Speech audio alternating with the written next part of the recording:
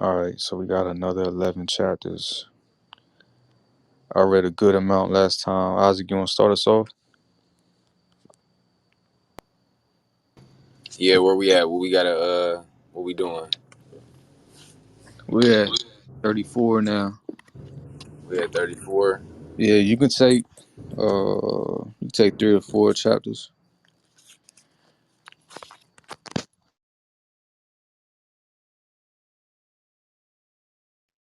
Hey, this the easiest way to debunk that suffering servant stuff. Reading these chapters right here in full context.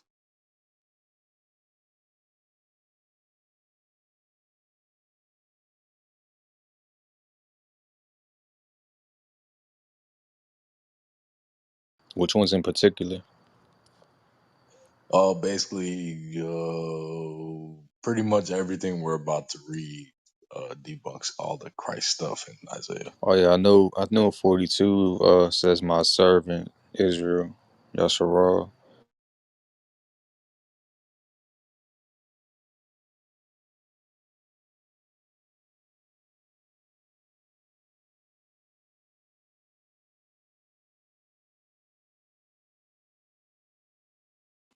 Damn, where Mike go? I don't know. That's all I was wondering. I think he'd be running and doing some quick sets before he reads, yo.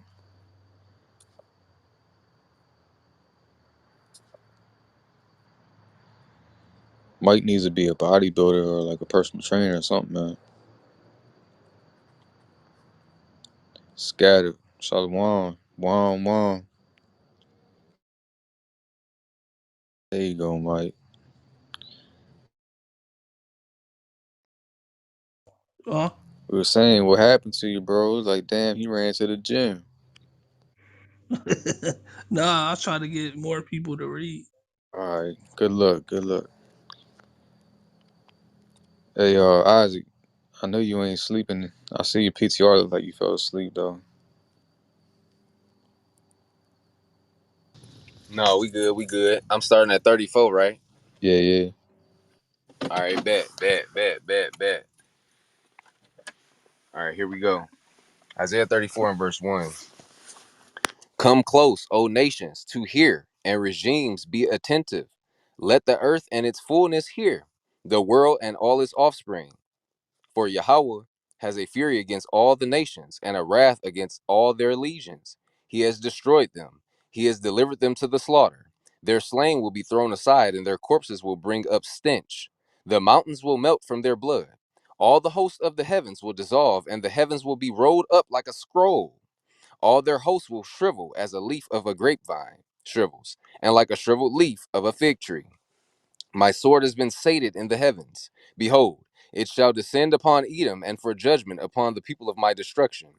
The sword of Yahweh is full of blood, greased with fat, with the blood of fatted sheep and he goats, with the fat of the kidneys of rams. For Yahweh is making a sacrifice at Basra and a great slaughter in the land of Edom. The wild oxen will go down to the slaughter with them, and bulls and fatted bulls. Their land will be sated with blood, and their soil enriched with fat. For it is a day of vengeance for Yahweh, a year of retribution for the grievance of Zion. Its rivers will turn to tar and its soil to sulfur. Its land will become burning tar. Night and day it will not be extinguished. Its smoke will ascend forever. From generation to generation, the land will be desolate. For all eternity, no one traverses it. Owls and bitterns will occupy it. Great owls and ravens will dwell in it. And he will draw against it a line of emptiness and a plumb bobs of void. Their noblemen would call out, there is no dominion except us, but all its leaders will become nothingness. Its palaces will sprout weeds, thorns, and thistles in its fortresses. It will be an abode for jackals, a place for ostriches. Martins will encounter cats, and one satyr will call out to another. Their Lilith also will relax and find rest for herself. There the bittern will nest and lay her eggs, gathering them together under her shade and hatching them. Their kites also will congregate with one another. Search in the book of Yahweh and read it. Not one of them is lacking, not one is missing its fellow. For my mouth has commanded it, and its spirit has gathered them together.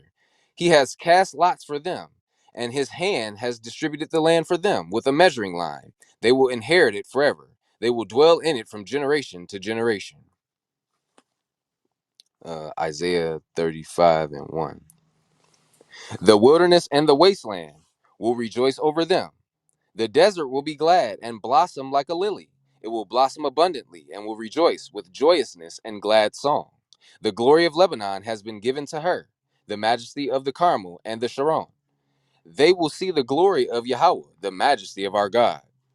Strengthen weak hands and give support to failing knees. Say to those of impatient heart, be strong, do not fear. Behold, your God will come with revenge, with divine retribution. He will come and save you. Then the eyes of the blind will be open, and the ears of the deaf will be open. Then the lame will skip like a gazelle, and the tongue of the mute shall sing glad song. For water will have broken out in the wilderness, and streams in the desert. The scorched place will become a pond, and the parched place springs of water. The abode where jackals rested will become grassland with reeds of holiness. With reeds and bulrushes.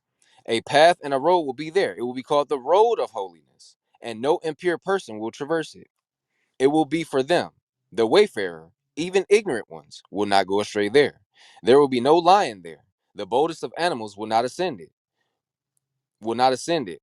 be found there. The redeemed will walk there. Then the redeemed of Yahweh will return and come to Zion with glad song, with eternal gladness on their heads. They will attain joy and gladness, and sadness and sighing will flee. Isaiah 36 and 1. It happened in the 14th year of King Hezekiah that Sennacherib, king of Assyria, attacked all the fortified cities of Judah and captured them. The king of Assyria sent Rabshakeh from Lachish to Jerusalem to King Hezekiah with a great army. He stood at the channel of the upper pool in the road of the launderer's field. Eliakim, son of Hilkiah, who was in charge of the palace, went out with Shebna the scribe and Joah, son of Asaph the recorder. Rabshakeh said to them, say now to Hezekiah, thus saith the great king, the king of Assyria, what is this assurance of which you trust? I say that you have spoken but idle word of the lips, claiming that you had strategy and power for battle. Now, upon whom have you placed your trust that you have rebelled against me? Behold, you have relied upon the support of this splintered cane upon Egypt, which if a man leans on it, it will enter his palm and puncture it. So is Pharaoh, king of Egypt, to all who rely on him. And if you will tell me, we trust in Yahweh our God, is he not the one whose high places and altars Hezekiah has removed? And he said to Judah and Jerusalem, only before this altar may you prostrate yourselves. So now, provide a security, guarantee to my master, the king of Assyria, and I will give you 2,000 horses. If you can put riders on them, you turn away even a single minor captain from among the servants of my master, and depend on Egypt for chariots and horsemen. And now, is it without the consent of Yahweh that I have come up to this land to destroy it? Hashem told me, go up against this land and destroy it. Eliakim, as well as Shebna and Joah, then said to Rabshakeh, please speak to your servants in Aramaic, for we understand it, and do not speak Hebrew with us within earshot of the people on the wall. But Rabshakeh said, is it to your master and to you that my master has sent me to speak these words? Is it not to the people sitting on the wall who will eat their own excrement and drink their own urine with you? That's disgusting. Rabshakeh then stood up and called out in a loud voice in Hebrew. He said, hear the words of the great king, the king of Assyria. Thus saith the king, let not Hezekiah delude you, for he cannot save you. And let not Hezekiah reassure you with Yahweh, saying, Yahweh will surely save us, and this city shall not be delivered into the hand of the king of Assyria. Do not listen to Hezekiah, for thus saith the king of Assyria, make peace with me and come out to me. And each man will be able to eat the fruits of his grapevine, and each man the fruits of his fig tree. And each man will drink the water of his well, until I come and I bring you to a land like your land, a land of grain and wine, a land of bread and vineyards. Lest Hezekiah tries to entice you, saying, Yahweh will save us. Did the gods of the nations save any person in his land from the hand of the king of Assyria? Where are the gods of Hamath and Arpad? Where are the gods of Sepharvaim? Did they save Samaria from my hand? Which among all the gods of the land saved their land from my hand? that Yahweh should save Jerusalem from my hand? The people remained silent and did not answer him a word, for there was a command from the king, saying, do not answer him. Eliakim, son of Hilkiah, who was in charge of the palace, came, as well as Shebna, the scribe, and Joah, son of Asaph, the recorder, to Hezekiah with rent garments, and told him the words of Rabshakeh. And I'll stop there. Hey man, you don't take 37 and 38.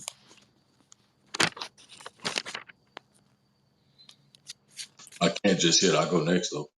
All right, I got it. Yeah.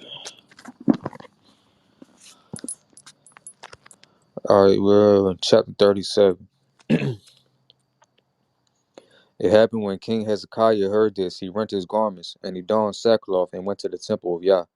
He sent Eliakim, who was in charge of the palace, and Shebna the scribe, and the elders of the Kohanim, all dressed in sackcloth, to Isaiah, son of Amos, the prophet. They said to him, thus said Hezekiah, today is a day of distress, rebuke, and sacrilege. We are like babies who have entered the birth canal, but the mother has no strength to give birth. If only Yah, your Elohim, will hear all the words of Rabshakeh, whom the king of Assyria, his master, sent to insult the living Elohim, and he will punish him for all the words that Yah, your Elohim, heard. And may you offer a prayer for the remnant of the people that is still here. King Hezekiah's servants came to Isaiah, and Isaiah said to them, Thus shall you say to your master, thus saith Yah, do not be frightened by the words that you have heard, by which the attendants of the king of Assyria have blasphemed me. Behold, I am instilling a desire within them. He will hear a report and return to his land, and I will strike him down by the sword in his own land. Damn, tripping. I can't read today, y'all. Rabshakeh went back and found the king of Assyria fighting against Libnah, because Rabshakeh had heard that he had journeyed from Lachish. Then Sennacherib heard a report about Tanakh, the king of Cush, saying, he has gone out to do battle against you. He believed it, but he sent messengers to Hezekiah, saying, thus shall you speak unto Hezekiah, king of Judah, saying, do not let your Elohim, in whom you trust, persuade you, saying, Jerusalem will not be delivered into the hand of the king of Assyria. Behold, you have heard what the kings of Assyria have done to all the lands, laying them waste. Will you be spared? Did the gods of the nations rescue those whom my fathers destroyed? Gozan, Haran, Rezeph, and the people of Eden who are in the Telasar? Where is the king of Hamath, or the king of Arpad, or the king of the city of Sepharvaim, or of Hena, or of Eva? Hezekiah took the letters from the hands of the messengers, and read each of them. And he went up to the temple of Yah, and Hezekiah spread out each of them before Yah. Hezekiah then prayed before Yah, and said, Yah, master of legions, Elohim of Yasharal, enthroned upon the cherubim, you alone are Elohim of all the kingdoms of the world. You made heaven and earth. Oh God, I want to highlight that real quick. They be trying to say, Satan is the god of this world. I don't see that nowhere in Tanakh. Nope. You alone, Elohim, all the kingdoms of the world.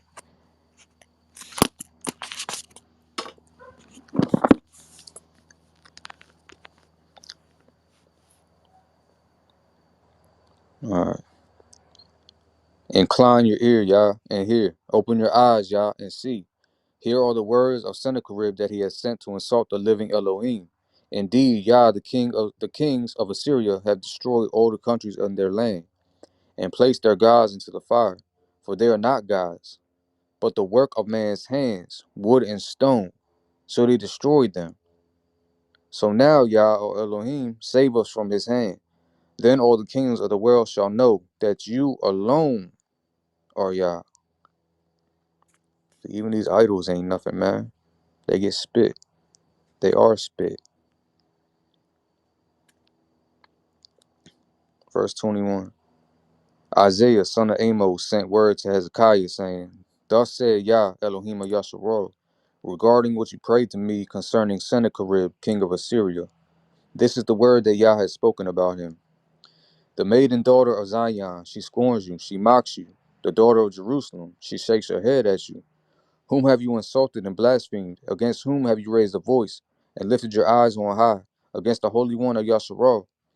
By the hand of your servants you have insulted my Adonai, and said, with my multitude of chariots I climbed the highest mountains, to the ends of the Lebanon forest. I shall cut down his tallest cedars, his choicest cypresses, and I shall enter his ultimate height, the forest of his fruitful field. I dug and drank waters, for the soles of my feet dried up all the rivers of the besieged area. Have you not heard from the distant past that I have done it, from earliest days that I formed it? Do you think I did so to raise it into desolate heaps as you raised other fortified cities? Do you think that I would allow their inhabitants to be short of power, crushed and ashamed? They were like herbage of the field and grassy vegetation, like grass on rooftops, like stalk wind blasted, before standing full. You're sitting in council, you're going forth and you're coming in. I know them, and also your provocation against me. Because you provoked me and your arrogance has risen up into my ears, I shall place my hook into your nose and my bridle into your lips, and I shall make you return by the route on which you came. And this shall be the sign for you. You will eat this year of the aftercrop, the second year fruits from the tree stumps, and in the third year sow and harvest, and plant vineyards and eat their fruits. And the survivors who remained of the house of Judah shall take root below and produce fruit above. For from Jerusalem shall emerge a remnant, and survivors from Mount Zion. The zeal of Yah, Master of Legions, shall do this. Therefore, thus saith Yah about the king of Assyria: he will not enter this city, and will not shoot there an arrow. He will not approach it with a shield, and will not pour a ramp against it. On the route by which he came, he will retreat, but he will not enter this city. Thus saith Yah. And I shall protect this city to save it, for my sake and for the sake of my servant David. And Malak of Yahweh went out and struck down 185,000 men of the Assyrian camp. That boy, I want to know who that was, yo. He did some God of War ish. The rest arose in the morning, and behold, they were all dead corpses. So Sennacherib, king of Assyria, journeyed forth, went and returned, and he settled in Nineveh. It happened that he was worshipping in the temple of his god Nishra, whatever that name is. I don't even want to say. His sons, Adremelech and Sarazer, struck him down by the sword. They then fled to the land of Ararat, and Esar Hadan, his son, reigned in his place. Chapter 38. In those days Hezekiah became deathly ill. Isaiah, son of Amos the prophet, came to him, and he said, Thus saith Yahweh, instruct your household, for you shall die, and you shall not live. Hezekiah then turned his face to the wall and prayed to Yah.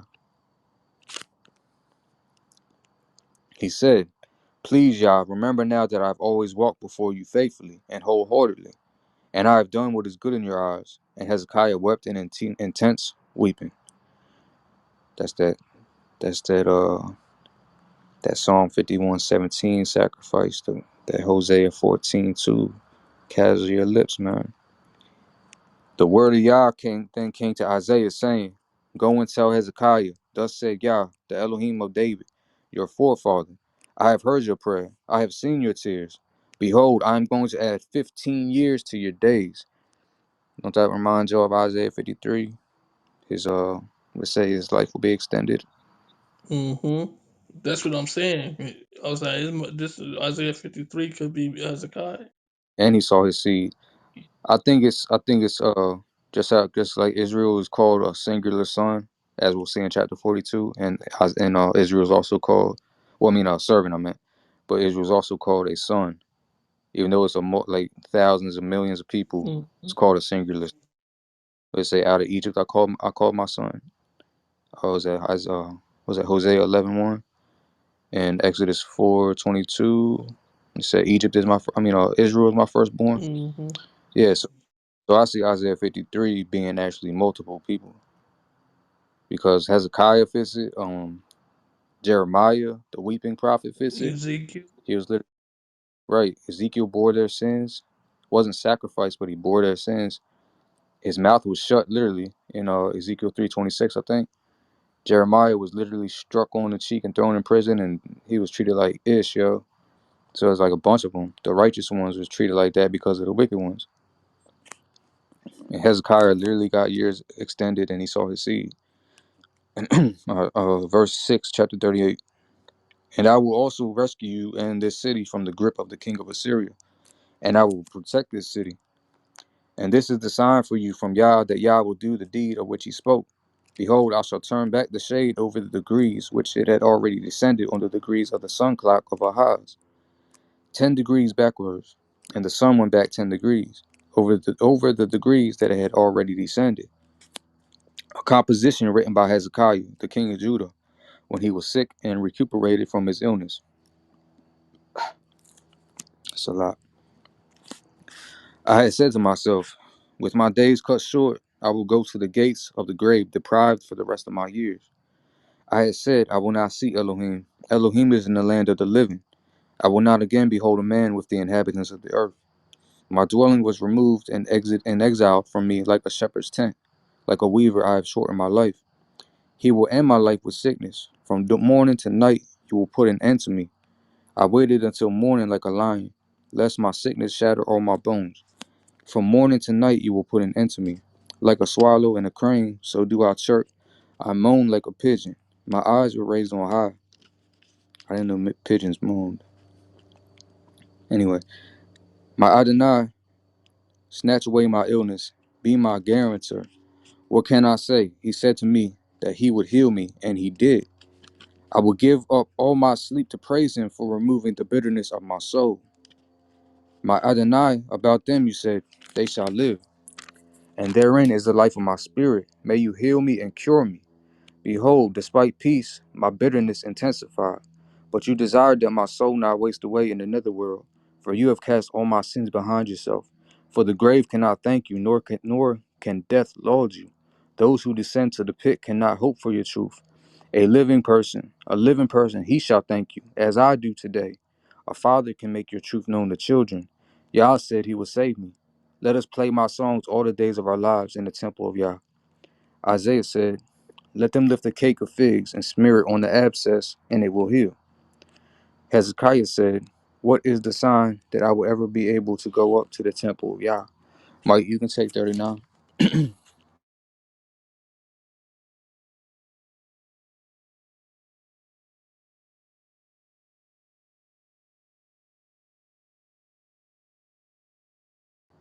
You hear me, Mike?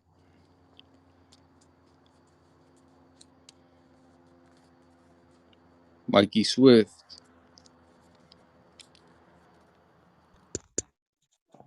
Yeah, I can hear you. All right, Yeah, all I'm right, about to fix it right now. all right. 39, 39. Hmm.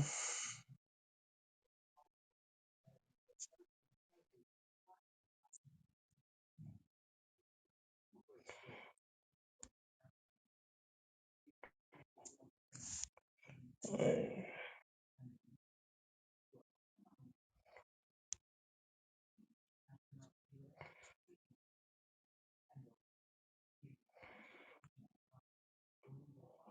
See, 39.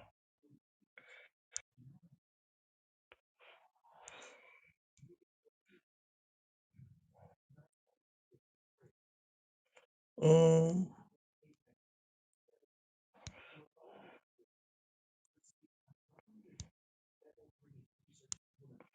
right.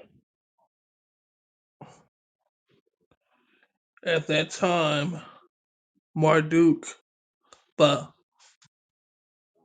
Ba,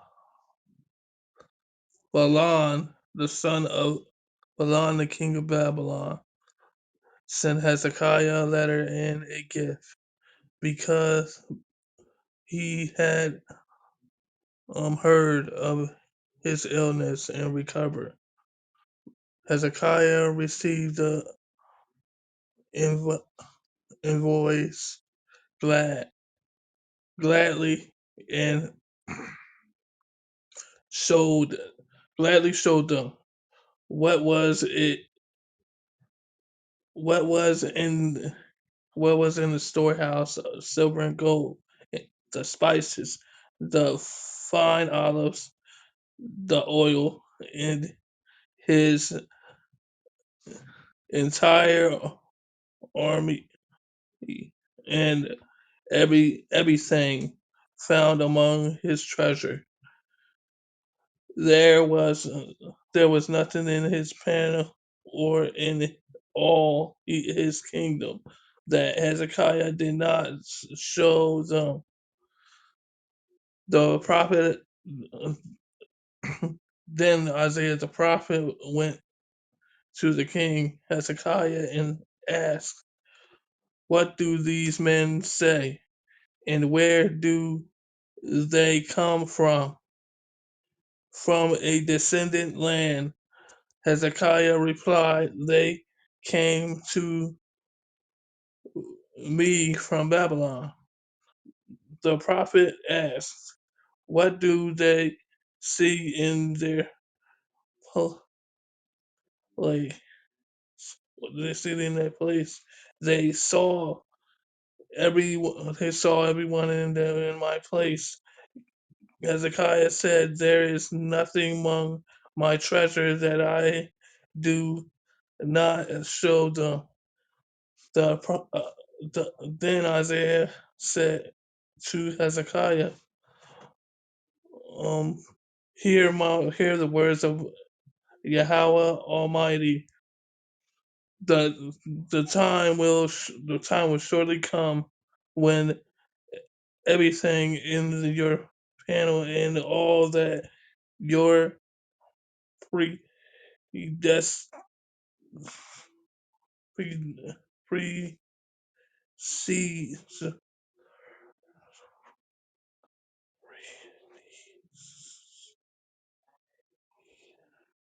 predecessors have stored up until his day, till this day, will be carried off to Babylon. Nothing will be left, says Yahweh. And some of your descendants, your own flesh and blood, who will be born to you. There you go, right there. You had a seed.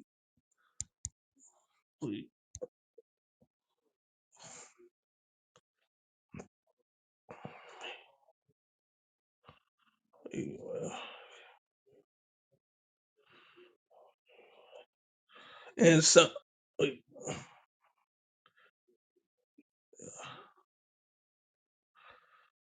so we start off.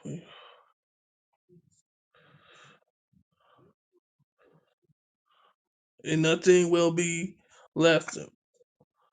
Says, wait, wait, did I? And it'll be stored up to the day will be carried off to Babylon. Nothing will be left, says Yahweh.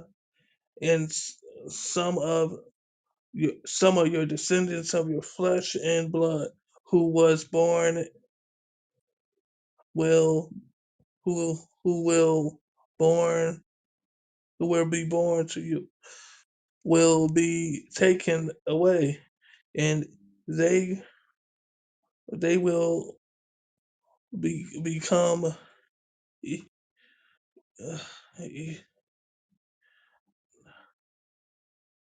know, and the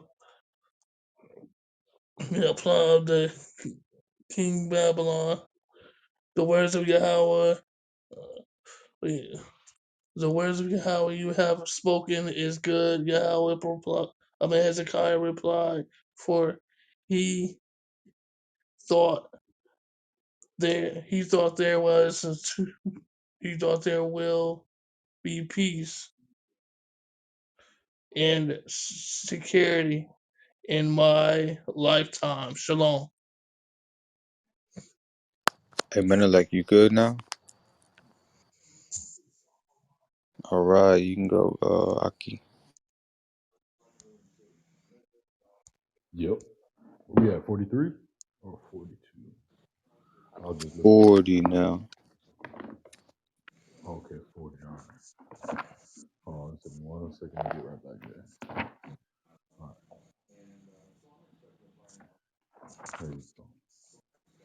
So that's a proof that he had a seed. That's proof that he had a seed. Yep. And Con, but you know, all the commentary down there is for the past three chapters talk about Hezekiah too. So even the small hats know. All right. So comfort my people, says Allahim. Speak consolingly of Jerusalem and proclaim to her that her period of exile has been completed, that her iniquity has been forgiven, for she has doubled all her sins from the hand of Adonai. A voice calls out in the wilderness. So it's like, man, hold on. This is kind of deep right here. Hold on, let me post something up real quick. A voice, and it has like a asterisk next to it. Hold on,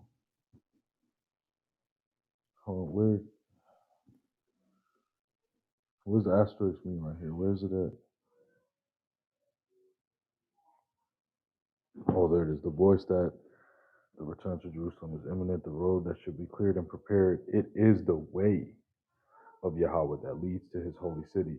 Okay, because like when I'm reading this, right, it says a voice or like the name of Yah calls out. So like Shemot, and then it's like Wayikara, and then it's like Bamidbar, like right next to each other. You see it, right? for real. Yeah, hell yeah. All right, so hold on, let me try to pull it. Yeah. Ashar, or like the name, or like a name or a voice, which is like Shemot, and then it's like Debarat, and then it's like Wayikara. Hold on, dang, that's kind of deep, bro. Okay, so That, yeah, it's like that the Leviticus. yeah, exactly. So it's like the names of the Torah. That's why it has like the asterisk next to it. Even the small hats, like it says the voice that proclaims that the return to Jerusalem is imminent, and that the road should be cleared and prepared. It is the way of Yahweh that leads to his holy city, or whatnot. And then it like quotes like something from like some writing of Ezra that they have. Okay, so my bad, y'all. A voice like calls out, Bamidbar, clear the way of Yahweh, or like direct Yahweh, make a straight path in the desert, a road for our Elohim. Every valley will be raised, and every mountain and hill will be lowered. The crooked will become straight, and heights will become valley. The glory of Adonai will be revealed, and all flesh together will see that the mouth of Adonai has spoken. A voice says, proclaim. And the Nabiya asks, what shall I proclaim?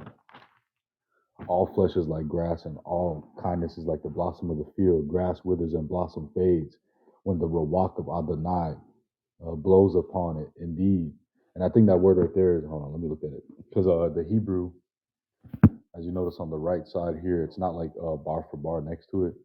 You got to go with like the whatever the alphabet letters, and then like if you read it closely, you'll see it has like the two dots on top of each other, like the semicolon type thing, and that's where it like continues. Okay, hold on a second. But Nashama. Yes, that's like Nashama. So it's like grass withers and blossom fades when the Rawak Yahweh Nashama upon it. Indeed, the people is grass. Grass withers and blossom fades, but the Debar Allahayim will stand olam. Ascend upon a high mountain, O herald of Zion. Raise your voice with strength, O herald of Jerusalem. Fear it not. Raise it and fear it not. Say to the cities of Judah, behold your Elohim. Behold, my Adonai. Uh, Yahweh Elohim will come with a strong arm, and his arm will dominate before him. His reward is with him. His wage is before him. He is like a shepherd who grazes his flock, who gathers the lambs in his arm, who carries them in his bosom, who guides the nursing ewes, who measures the mayim in his palm. What is that right? There's another asterisk there in his palm. Hold on. Verse 12. The one who created such a perfectly balanced natural order can surely fulfill his promises to okay, whatever. Gauge the Hashemayim with a span, measured in a huge vessel. And then that word vessel is that word again. What was it? For like the wares, the kidneys. So it's like he's measuring in a huge vessel the dust of the earth, like the and it's kind of deep right here. And what was the word that I was going to yesterday for the kidneys? Uh, Um, Damn, what was that word? K, yeah, I K, got Kilea, Kalei. yes. So it's like who measured the waters in his palm, or like who measures like the waters, like the Torah in his hand. He gauged the Hashemayim with a span, measured in a huge vessel, like a kidney, or like the dust of the earth, like the things, you know what I'm saying? And weighed the mountains with the scale and hills with a balance. Who can appraise?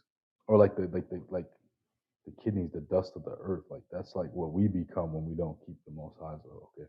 Who can appraise the Rawak of Allahayim, his man of counsel? Who informs him? From who did he seek counsel?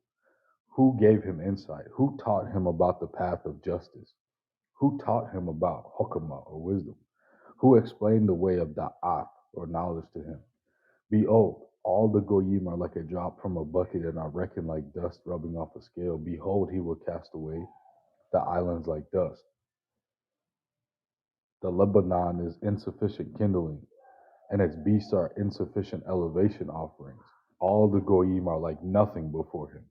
As nothingness and emptiness are they reckoned by him. Oh, there goes Christianity. To whom can you liken Elohim?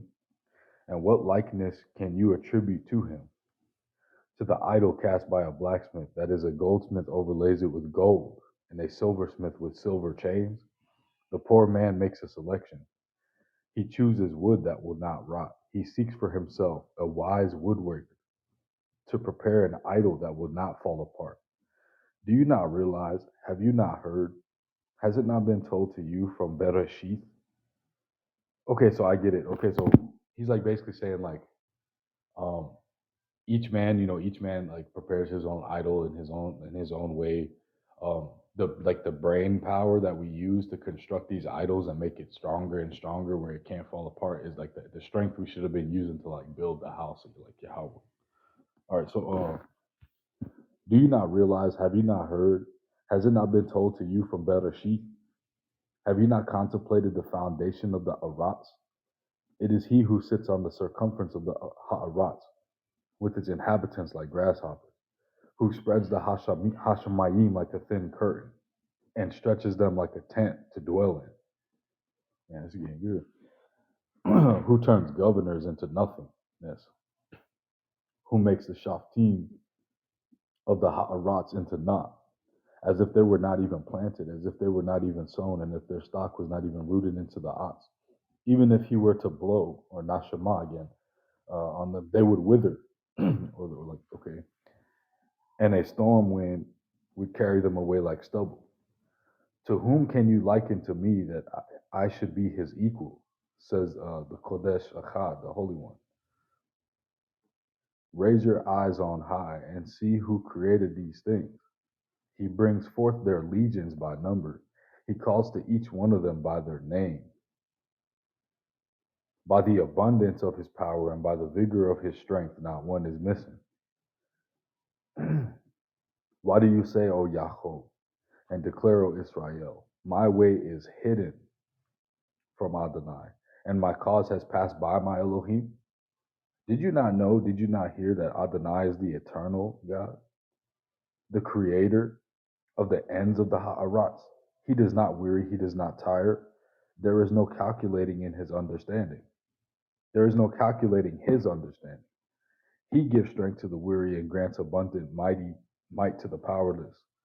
Youths may weary and tire, and young men may constantly falter, but those whose hope is in Adonai will have renewed strength.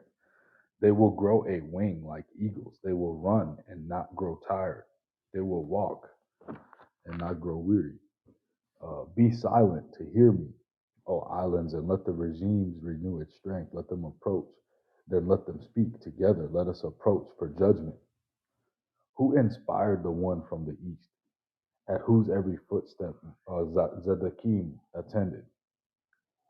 Who delivered Goyim to him and subdued the Malachim before him? Who made his enemies like dust before his sword, like a straw blown about before his bow? He pursued them and emerged unhurt on a path where his feet had never gone. Who brought about and accomplished this? He who proclaimed the generations from the beginning. And it says, Ane Yahuwah Achad, the first, the only, and I am he, Ane, who will be with the last generations, like the top. The island saw and feared. The ends of the Ha'arat shuddered and approached and came. Each man would help his fellow worship idols. And to his brother he would say, be strong. The woodworker would encourage the goldsmith. The finishing hammerer would encourage the one who pounds from the start. He would say of the glue, this is good.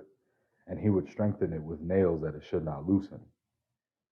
But you, O Israel, my servant, Yaakov, you whom I have chosen, offspring of Abraham, who loved me, you whom I shall grasp from the ends of the Ha'arats, and shall summon from all its noble men, and to whom I shall say, you are my servant. I have chosen you, and not rejected you, not rejected you.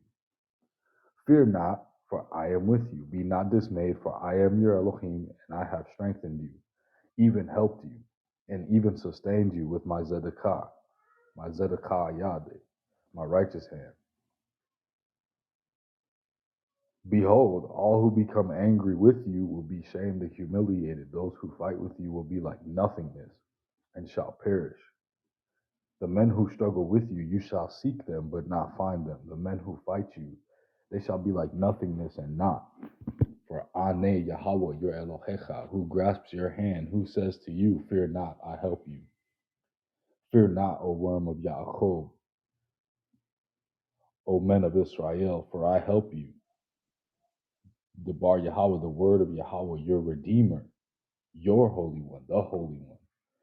Behold, I have made you like new, sharp threshing iron with many blades. You will thresh and pulverize mountains, and you will make the hills like chaff. You will winnow them, and the Ruach will carry them off. A storm will scatter them. But you will rejoice in Adonai, the Holy One of Israel. You will glory. The poor and the destitute beg for water, but there is none. Their tongue withers from thirst. I, Yahweh, will answer them, Elohim of Israel.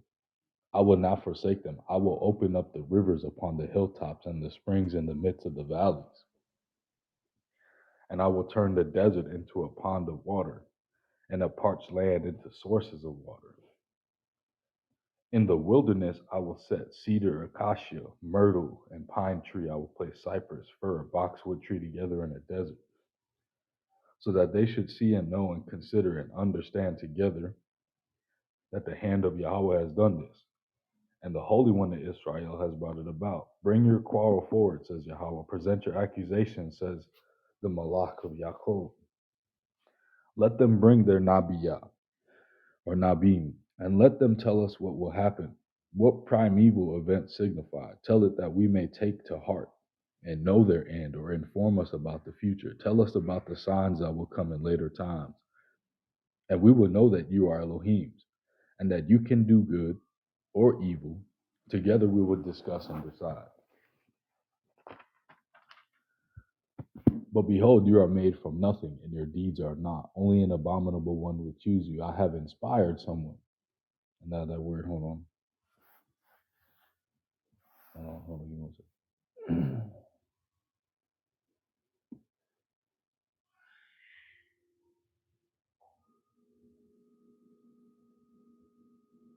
Mapea. Remember, like yesterday, like how the key was solid, the key of David, like is like from his mouth, like the orders, like okay, I have inspired someone or like instructed someone from the north, and he has come, and he calls out in my name from where the sun rises. He will come upon rulers as one treads on mortar, as a potter trampling clay, who of the pagans has told anything in advance that we may know, from beforehand that we may say he was right. There is no one who tells, nor anyone who informs, nor anyone who is here to hear your words. The first to come to Zion will announce, behold, they are here. And I will send a herald for Jerusalem. I see that there is no man, and that among them there is no counselor, whom I may ask and whom I can respond with a word. Behold, all of them, their deeds are worthless and naught, and their molten images but wind and nothingness. Behold, my servant. And it's literally, he says, like, behold, their molten images are like rawak and nothingness. It's like they're just their mind, a mind of nothingness. Behold, my servant, whom I shall uphold, my chosen one, whom my soul desired. I have placed my rawak upon him so that he can bring forth justice to the goyim. He will not shout, nor will he raise his voice, nor will he make his voice heard in the street. He will not break even a bruised reed, nor extinguish a flickering flax. But he will administer justice and truth. He will not slacken nor tire until he sets justice in the land, and the islands will long for his teaching or his Torah.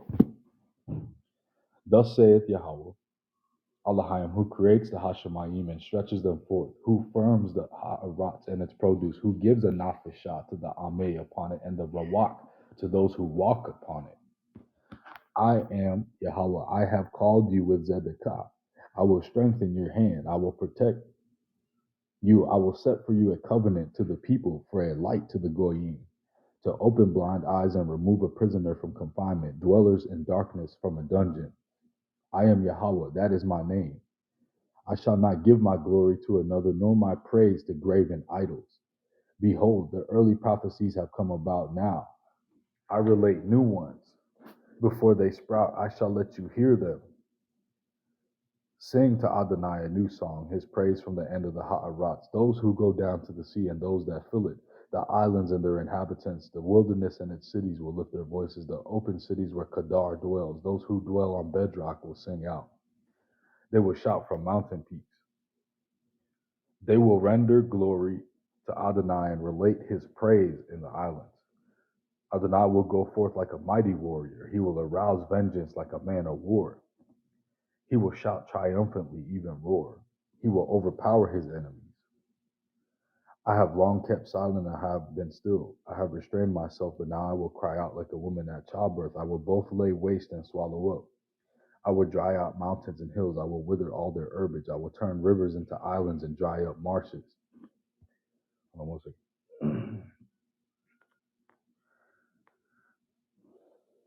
I will lead the blind on a way they never knew, on paths they did not know. I will have them walk. I will turn darkness into light before them and make the crooked places straight. These are all the things I have done and not neglected them. They will withdraw to the rear and be deeply shamed. Those who trust in graven idols, those who say to molten idols, you are our Elohims. O deaf ones, listen, and blind ones gaze to see. Who is blind but my servant, and deaf as my messenger whom I sent? That's not Jesus right there. They say Jesus knows everything. O deaf ones, listen, and blind ones gaze to see. Who is blind but my servant, and deaf as my messenger whom I sent? Who is blind like the perfected man, blind like the servant of Adonai, seeing much but heeding not, opening ears but hearing not? Yahweh desired for the sake of Israel Zedekiah that is in the Torah, be made great and glorious. But it is a looted and downtrodden people, all of them trapped in holes and are hidden away in prisons. They are looted and there is no rescuer. There is no Mashiach for this, to rescue them from the hand of Yahweh. Plundered with none to say, give it back. Who among you will give ear to this? Will hearken and hear the outcome? Who delivered Yaakov to the plunder and Israel to the looters? Was it not Yahweh? He against whom we have sinned? They did not wish to go in his ways, and they did not listen to his Torah. So he poured out fiery wrath upon them with the power of war. It burned them down from all around, but he would not know. It burned within him, but he did not take it to heart. And now, thus saith Yahweh Elohim, your creator, O Yaakov, the one who fashioned you, O Israel, fear not, for I have redeemed you. I have called you by name. You are mine. When you pass through the water, I am with you. Through rivers they will not wash you away. When you walk through the fire, you will not be singed. No flame will burn you. For I am Yahweh Elohim, your Elohim, the Holy One of Israel, your Mashiach. I give Mitzrayim as a ransom, and Cush and Shabbat in your place, because you were precious in my eyes, and you were honored, and I loved you. I put people in your places and regimes in the place of your soul. Fear not, for I am with you. From the east I will bring your offspring, and from the west I will gather you. I will say to the north, give them over, and to the south do not withhold. Bring my sons from afar, and my daughters from the ends of the earth, everyone who is called by my name, and who I have created for my glory, whom I have fashioned, even perfected, to liberate the people who are blind, though they have eyes, and deaf, though they have ears. Were all the Goyim gathered together and all the regimes assembled? They put all the words so close together right there. It's crazy. Okay. Were all the Goyim gathered together and all the regimes assembled, who among them could have declared this and let us hear the early prophecies? So let them bring their witnesses, they will be vindicated. Or else let them hear me and say, it is true. You are my witnesses, the word of Yahweh, and my servant whom I have chosen, so that you will know and believe in me and understand that I am he. Before me, nothing was created by a Elohim, or nor will there be after me. So, okay, I love the way this is written in the Stones right here. He's saying that he chose these people as his servants, not because they was perfect like Christ, but because to show them what they could become by the power of his hand, so they will know he's God. It's way more powerful than the JC story. I'm gonna read it again. Whereas all the nations gathered together and all the regimes assembled, who were among them that could have declared this and let us hear the early prophecies?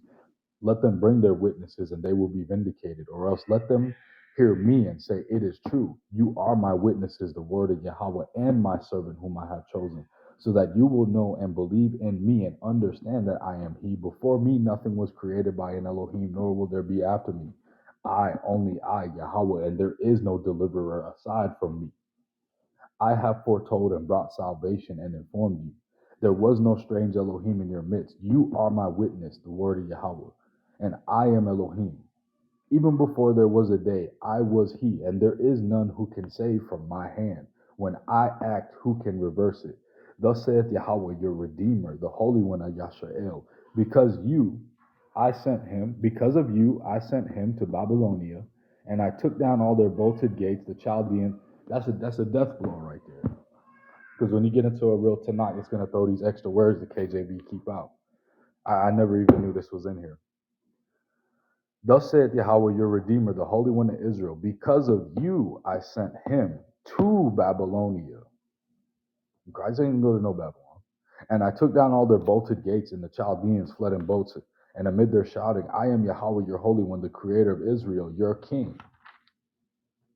Thus saith Yahweh, who made a way through the sea and the path amid the mighty waters, who brought out the chariot and horse, army and force, which all lie together, never to rise, extinguished and snuffed out like a piece of burning flax. Do not recall former occurrences, and do not contemplate earlier events, for behold, I am bringing forth a new miracle. Now it will sprout. You will surely know it.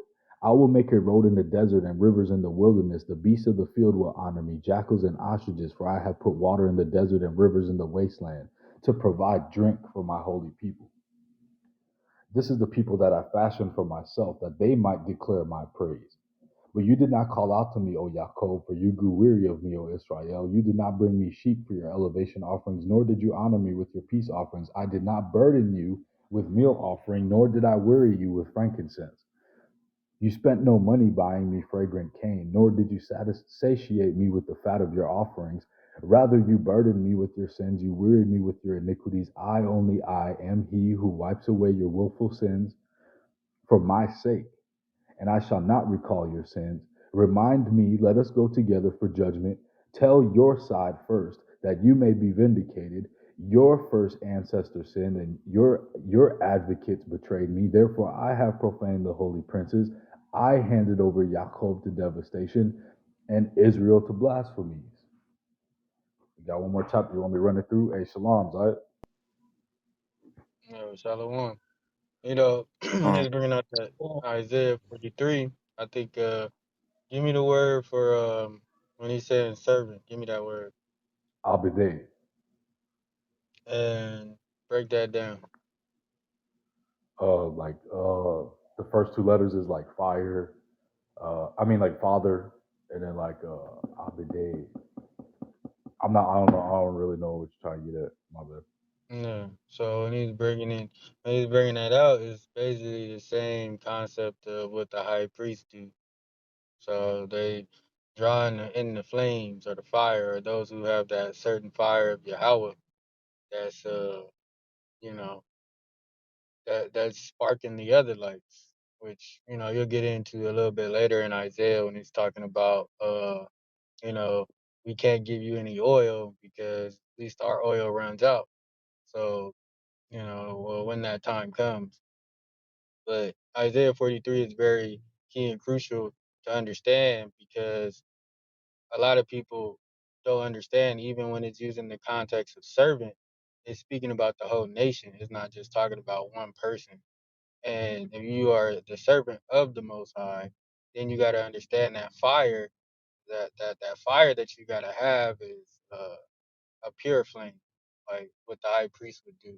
It means like not to profane it with um, you know, idolatry, because a lot of the times fire represents different spirits, I guess you could say it in a sense, because it's really breaks down into like the neurological spark. Like, what is your neurological spark? Is it sparking, things that concern Yahweh, or is it sparking things that concern idolatry or other philosophies that are vain? Go ahead, man. Hey, Con, you want to break down 44? I'm about to read 44 right now. It says, but hear now, just stop me whenever. But hear now, Jacob, my servant, and Israel, whom I have chosen. Thus saith Yahweh, who made you and fashioned you from the womb. Who will help you? Fear not, my servant Jacob, and Yasharon, whom I have chosen. Just as I pour out water upon the thirsty land and flowing water upon the dry ground, so shall I pour out my Rawak upon your offspring and my blessing upon your progeny, and they will flourish among the grass like willows of the streams of water. This one will say, I am Yahweh's, and the other one will call himself by the name of Jacob. This one will sign his allegiance to Yahweh and adopt the name Israel. Thus saith Yahweh, Malak of Yasharal and its Redeemer, Yahweh, Master of Legions, Shabbaoth. I am the first, I am the last, and aside from me there is no Elohim. Whoever will declare that he is like me, let him proclaim it and set forth all the events, since I am placed the beginning of antiquity. And let them tell us the coming events of what is yet to happen. Be not afraid and not terrified. Did I not make you hear of yore and tell you that you are my witnesses? Is there a Elohim besides me? Is there a rock that I do not know? All who fashion statues are empty, and the objects of their adoration will not avail. They bear witnesses on themselves, for they see and they do not know, so that they should be ashamed. Who fashioned the Elohim or a molten idol? Is it to no avail? Behold, all who join it will be shamed. And the artisans, they are but human. Let them all gather together and stand, and let them be frightened and ashamed together. The ironsmith makes an adzay. He works with charcoal and fashions it with hammers. He works on it with his strong arm. Though he is hungry and without strength, though he drinks no water and grows faint, the woodworker stretches a line and marks the wood with chalk. He works on it with planes and marks it with the compass. He makes it like a man's form, like human splendor. So, like I said earlier, the brain power and the neurological sparks, all their ideas and concepts are being built to build up their idols in their eyes to the form that it's even like something that they're relating to themselves instead of building up the temple or whatnot. And he's gonna say to stay Yeah, inside a house. right there, man, like too, and that's the reason why a lot of people, they go into idolatry or they fornicate with the image of man because they think this man is some type of representation of the Most High. Like that's one thing that you learn from the book of Isaiah and Ezekiel is that a lot of people they build up an image of what they think God looks like in a man. Like half the time when people are talking about, other people or, like, don't get me wrong, like the prophets and stuff like that, they're warning signs and stuff like that. But the thing is that people idolize prophets. That's one reason why, like, I think a lot of the times idolatry just comes from the idea of what we think God looks like or what we think his qualities are. And we see that in man, and then we, you know, want to worship it. and that's not and that's not what the Most High actually is. Like, even to imagine what he looks like, it's kind of like something that's unfathomable, because it's not the same as what we see in the three-dimensional plane. Like, but I'll let my plane right there. Hey, Khan, that's fact. Let's keep going though. So JC was just a picture on the wall that they didn't even believe in JC like that. You know what I'm saying? They just professed it with their lips. They didn't know nothing about the book really like that. He really became a powerful idol to them when they start painting him and forming him and fashioning him, like how you said, to their own concepts and ideas of what the Most High is supposed to be, and they didn't even realize they was doing that. They made the idol more. Yeah, Yahweh Shah was way more powerful to them than JC, way more powerful. That's the one that hurt to let go. It didn't hurt them to let go of white JC, did it? They let go of white JC and boom, 2 seconds. His hair and his eyes was like a flame of fire, and his feet like unto burning fire. They let go of white JC that quick. But it sting a little bit to hurt to let go of Yahweh Shah. Why? Because they built up their own Yahweh Shah in their head, their own high place engraved and graven image. We're about to go into it right now. To stay inside a house cutting cedars for it, he takes a laurel and an oak and reinforces it with trees of the forest. He plants a fir tree and rain makes it grow. It will be fuel for man. He will take from it and warm himself, or even kindle a fire and bake bread. Yet he also makes an Elohim and prostrate himself. He makes it as a graven idol and bows to it. He burns half of it with fire, or with half of it he prepares meat to eat, roasting it and sating it by himself, or he warms himself and says, "Ah, I have warmed myself. I see the flame." Then the rest of it he makes into an Elohim as his graven image. He will bow to it and prostrate himself to it and pray to it and say, "Rescue me, for you are my Elohim." So this God that he's also created is not just a physical image. Mm. They're creating their own interpretations of how he deals with how this fake God that they're dealing with deals with his people. And then since they're perfecting their own idea of God in their own head, they wonder why he doesn't save them from utter tribulation because it's personalized for him. But yeah, we gonna keep going. We keep going. Hold on. He will pray to it and say, "Rescue me, for you are my Elohim." And they do not know and do not understand, for their eyes are smeared, preventing them from seeing, and their hearts from comprehending.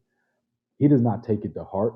He has neither wisdom nor insight to say, "I have burned half of it in the fire, and I have baked bread on his coals. I have roasted meat and eaten it. I shall make the remainder into an abomination. Shall I bow to the stock of a tree?" So, yeah, the shepherd is but ash. A foolish heart deceived him, and he does not save his soul. Nor does he say, "Is there not falsehood in my right hand?" Remember these things, Yaakov and Israel, for you are my servant. I fashioned you to be my servant. Israel, do not forget me. I have wiped away your willful sins like a thick mist, of your transgressions like a cloud. Return to me, for I will have redeemed you. Sing glad song, O Hashemayim, for Elohim has done wonders. Shout joy, O foundation of the earth. Break out with glad song, O mountains, O forests, and all its trees, for Yahweh has redeemed Yaakov, and he will glorify himself through Israel. That's that Tiferet. Okay. Thus saith Yahweh, your Redeemer, and the one who formed you from the womb. I am Yahweh, who has made everything, who spread out the heavens by myself, and firmed the earth of my own accord, who abrogates the omens of the stargazers and makes fools of the astrologers, who makes the wise men retreat and makes their knowledge foolish, who confirms the words of his servant and fulfills the counsel of his messengers. Who says of Jerusalem, it shall be settled, and the cities of Yahweh, that they shall be built up, and I will rebuild its ruins? Who says to the depths, dry up, and I shall dry out your rivers? Who says of Cyrus, he is my shepherd? He will fulfill all my desires. To say to Jerusalem, it shall be built, and of the temple, it shall be established. Hey, I like how he throws that in there right at the end of the prophecy, too. Like, that's crazy. Wow.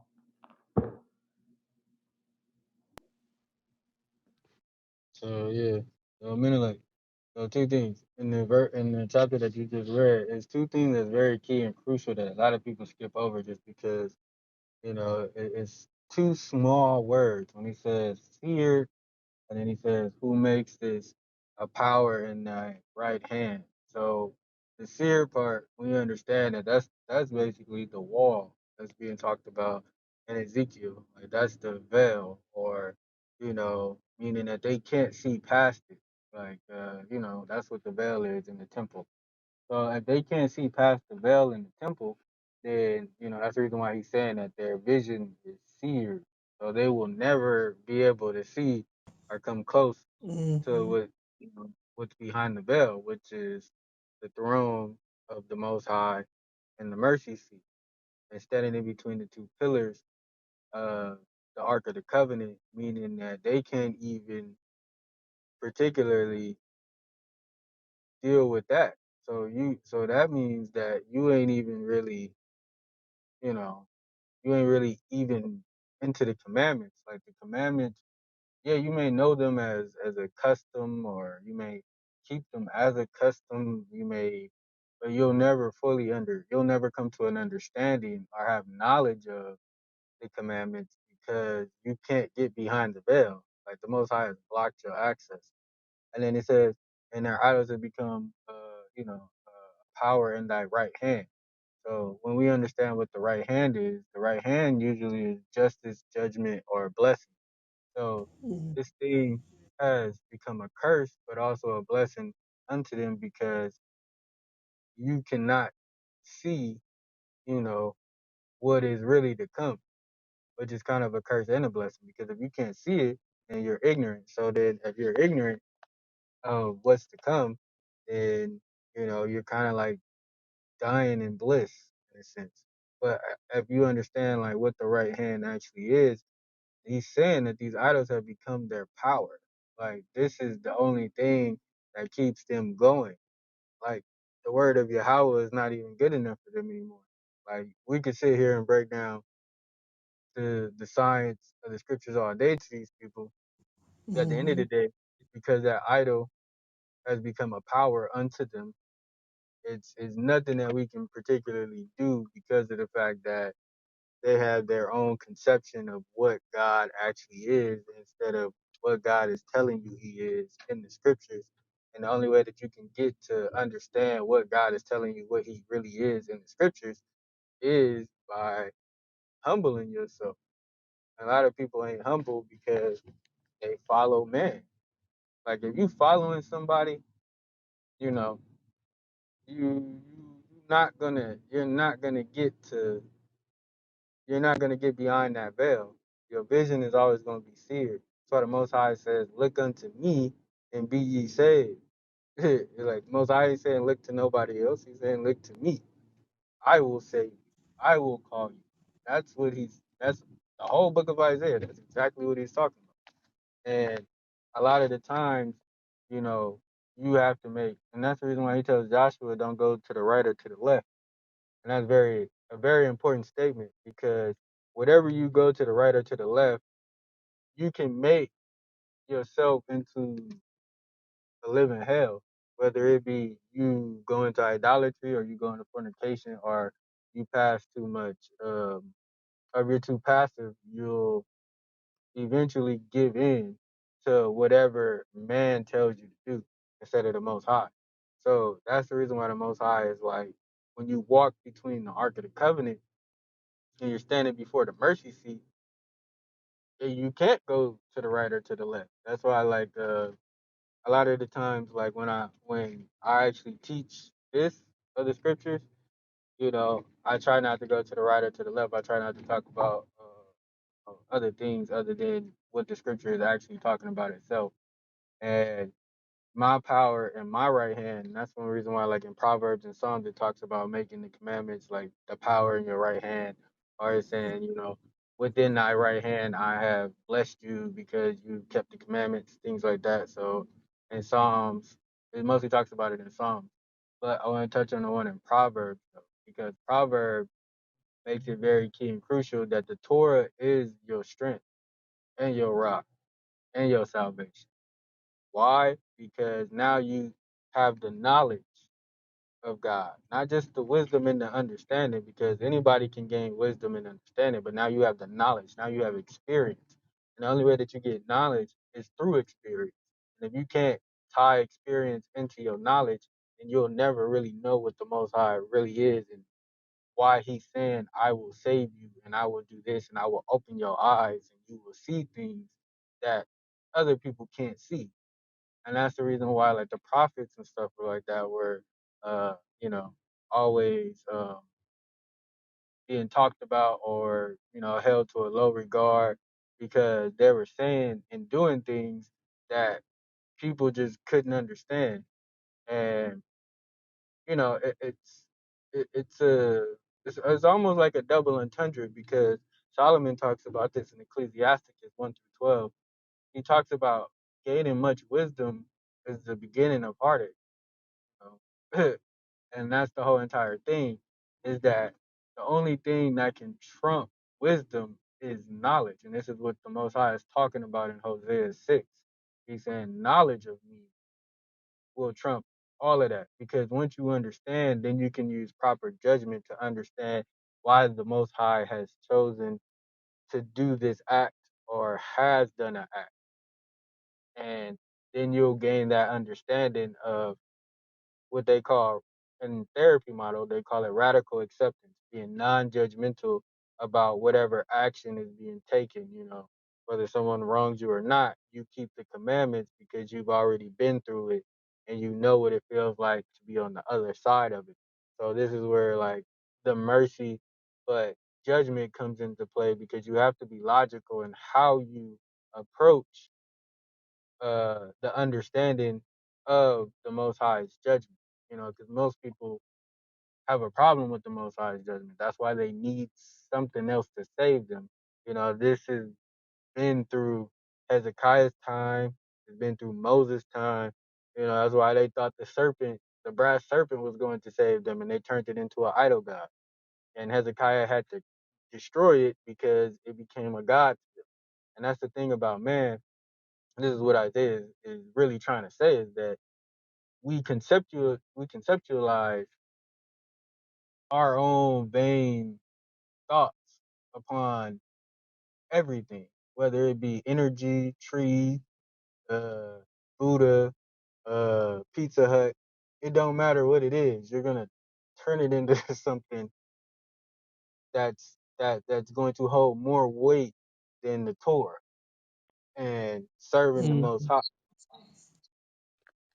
Yeah. Go ahead, Michael. My bad. That anything that's putting anything that puts anything that you put before the Most High is an idol. Yeah, come. And that's the reason why, like, a lot of the times I would say that Ezekiel, well, no, I'll say in Isaiah. I would say, but I do want to bring this up about Ezekiel. The thing about Ezekiel and why he talks about like the the third dimensional plane being nothing but idolatry is because of the fact that how we perceive things. When you perceive things through what they call, like, the carnality of how it makes you feel, how it makes you think. When you perceive things in that particular way, then you never really understand the Most High, because the Most High name is in everything, even if it is quote unquote bad. But we look at it as bad, but it's actual judgment. You just don't see it because you're looking at it on a physical third dimensional plane. But when you're looking at it through the spiritual, or you're looking at it from the fourth dimension, you understand, okay, like that's the reason why in Proverbs, no, yeah, in Proverbs it tells you, okay, pray to me when you're sick, but if you do this, then you shall fall into the hands of the physician. Actually, no, that's not in Proverbs. That's in the Apocrypha. That's in the book of Sirach, where he says, let him, pray unto me, and if I do not heal your sickness, then let you fall into the hands of the physician. For you did not listen to me. What does he mean by that? Listen to me, meaning that you were doing something and you received the judgment. Yet, had you had listened to the Most High's wisdom, knowledge and understanding, you wouldn't have made that choice, and you would have physically been able to comprehend that on the third dimensional plane, understanding that, whatever is laid out in front of you is just judgment, mercy, or it's balance, just like the whole entire Tanakh. The whole entire Tanakh, for every verse that there is one of judgment, there is one of mercy, and then there is one of balance. So when you can differentiate between the three, this is what's so crucial about the number three, and this is the reason why three is a very important number in the Hebrew scriptures and in the gematria and everything that you want to say that it is in the number three itself. So there's a reason why things happen in three times. A lot of the times when I teach behavior, we go over it three times. Why? Because the mind physically remembers three for whatever reason. And the Hebraic understanding of three is very significant, which I won't go into that whole entire breakdown because that's a long breakdown that I got on the number three. But I will land my plane with this is that once you understand how to look at the world, things become a little bit easier to decipher what is true judgment and what is fornication or what is an idol. And the idolatry comes into play and the fornication comes into play when you can't differentiate the difference between justice and mercy, and then you conceptualize it into something that is what you would say that makes you codependent.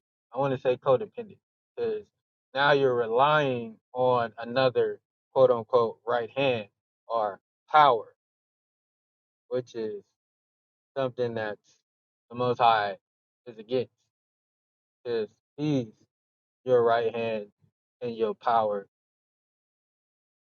as He should be.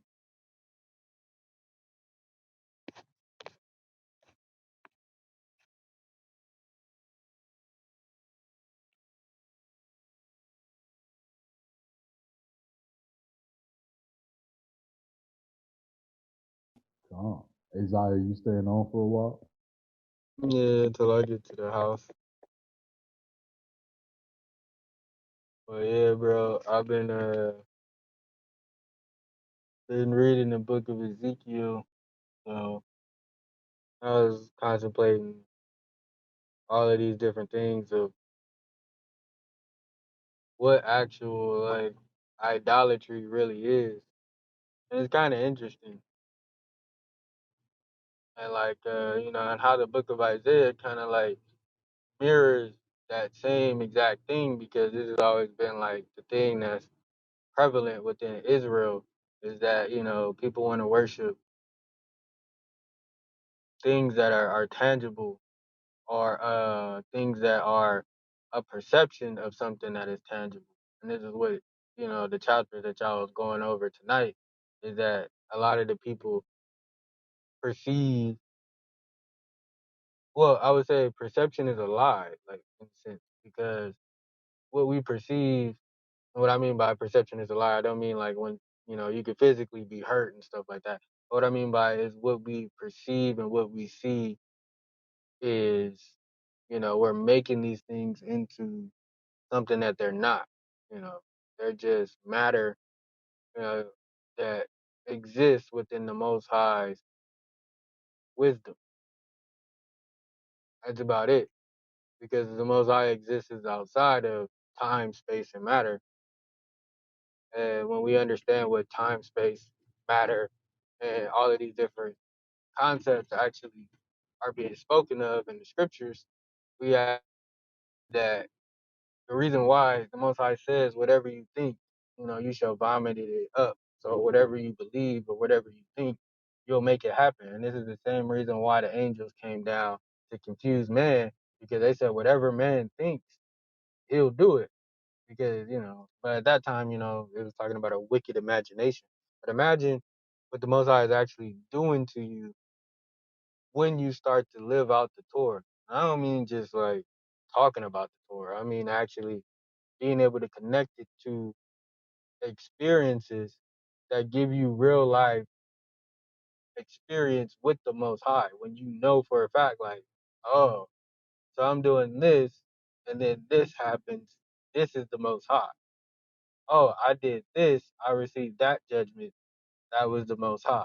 Oh, I got this blessing. I did that, and that is why the Most High gave me this and that, or that is why He blessed me. This is the reason why I said, like, most people don't really have knowledge of the Most High. They just be like, oh well, all praises to the Most High. He did this for me. But how do you know He actually did it? See, there's that. That's the difference. That's what Isaiah and Ezekiel is trying to get you to conceptualize in your mind, that when the Most High actually does do something, you're gonna know He did it. Like, that's what the Most High is telling you. Like, when I do, you know I did it. Like, I'm going to leave a signature, and you're gonna know it's me. And a lot of people don't have those experiences, and they just that's the reason why they kind of idolize like other things, or they can only talk about certain stuff because that's the only experiences that you have with the Most High. You don't really have no real experiences with the Most High. Like, you feel me? Like, I could care less about you crying and doing all that other stuff. But what experience do you know or have with keeping the Torah? Like, what can you tell me? Oh, I got this and I got that. That don't mean nothing. Most High says it's not about the money or the physical things you get, but what can you personalize or internalize that show that I gave you that? You feel me? And that comes from what? Like, most people laugh at us about me and Menelec, they laugh at us about our knowledge, but you could laugh. I mean, that's perfectly fine. But at the end of the day, it's something that the Most High gave to me personally that you can never take from me. And it just keeps increasing and increasing. So until I do something that displeases him, because he will cut me off eventually if I do something that displeases him. So that's one thing that we talk about in the temple when we're talking about the silver portion. And that's the reason why, like, when you flip it backwards and you use the Levi and the palindrome, it means cut off. So if your silver is cut off, then you have no Your knowledge. mind is cut off. That means that you Exactly. fall into a worldly state, like Exactly. desiring foolishness, like how this world is today. You will follow exactly after them because you don't got no wisdom of the Most High. Yahweh no more. He took it away. Exactly. He'll leave you with just what he left you with. And that's okay. I'm not saying that that's a bad thing.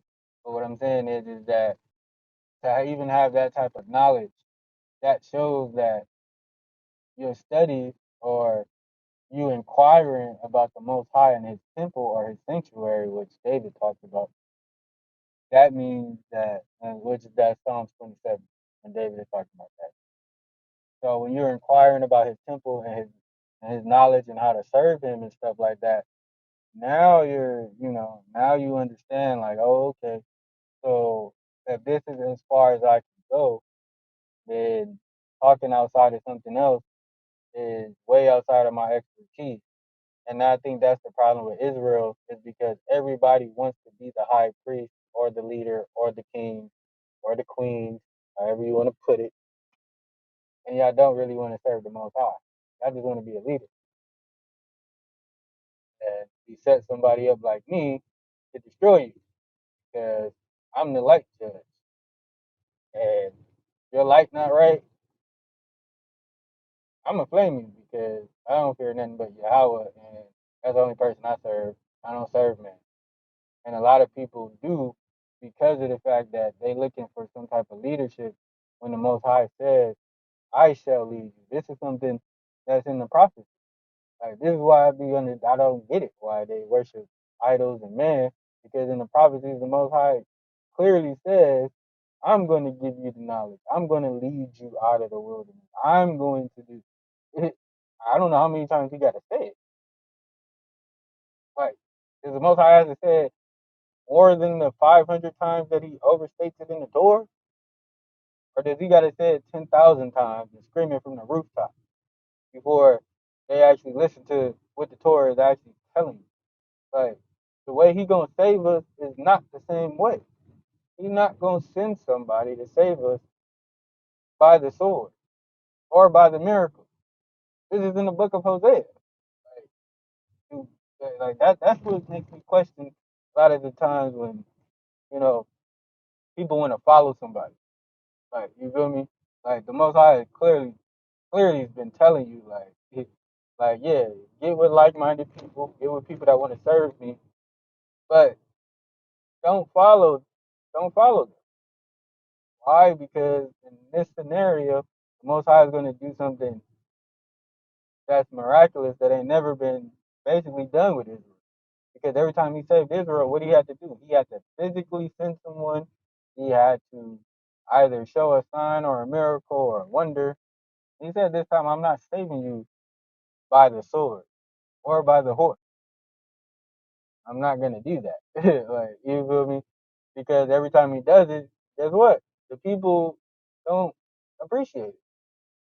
Like, how many times you got to do the same thing over and over for people to have faith in him? Like, that's the whole thing about Abraham. Bro. Like, that's the whole thing about Abraham. Abraham had a different type of faith, faith that we lack. I say we because that's myself included. Because yes, you know, we do have to see the Most High physically do something or know He did it for us to have some type of faith. And that's why the Most High says, like, I'm not doing it. I'm not doing it again. I'll pour out my spirit upon you, and you will reflect and you will remember, and you yourself will return and make yourself a new heart and a new spirit. Like this is what Ezekiel is talking about. When he said he put the flesh back on you, or the Bashar, or you want to say the gospel, however you want to say it. He said, I will put that back up on you. When he's saying that, he's talking about you becoming living again. Because what we were doing before wasn't living. You just surviving. But that's the mentality you get living in a capitalist society. You learn to survive. You don't learn to live. Most High is saying through the Torah, I'm going to teach you how to live and bring you out of all of the different things of the world. Like this, like going back to Solomon in Ecclesiastes, this is what Solomon is like confessing. Like Solomon is confessing, like I had everything. I was the richest man on the planet. Like you couldn't tell me nothing. I was Floyd Mayweather in the flesh.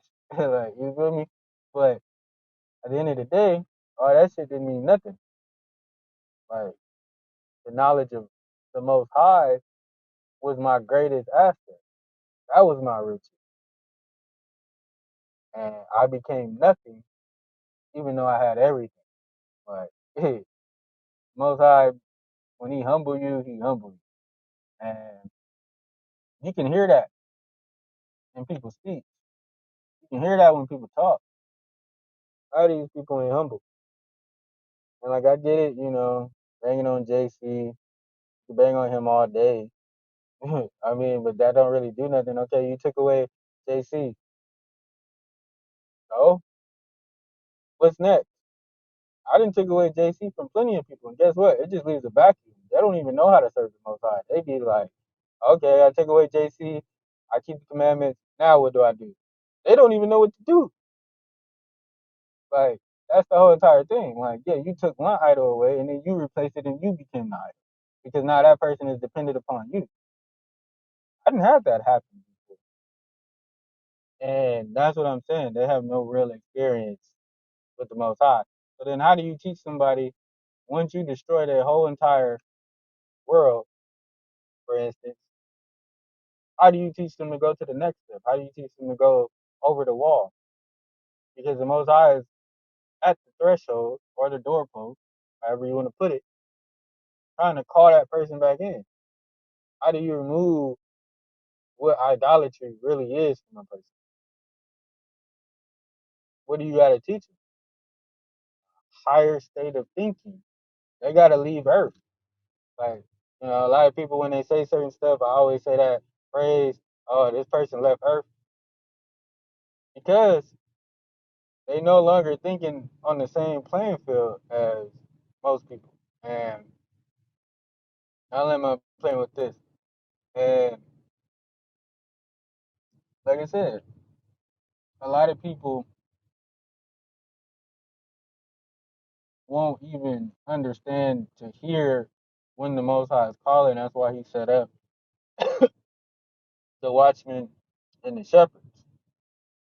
And once we lead you to the temple, when He took away all the idols and all the filthiness from you, there is something next to do. You ain't got to just sit there and wonder what to do, and I don't have Jesus no more, and what should I do? It's called living and acquiring, no, acquiring knowledge of God. And how do you do that? Meditate upon these scriptures a day, and then you apply it not only to real life, but then you reflect and also think about personal experiences. That's the thing that Israelites don't teach. Like, that's the thing you gotta like learn by trial and error. Like, that's what experience and that's what knowledge is. That's the reason why knowledge is the highest part of the temple, which is the gold portion. Like, that's what it really is. Like, like some of us have had dreams and visions and personal experiences. So we already know the most high real, but understanding comes from living it, not just like, oh, I keep the customs outwardly, but it's inwardly. It has to fix the things within you for you to be refined. Like, yeah, I'll land my plane right there. Yeah, I ain't even gonna go into that concept. Never mind. Oh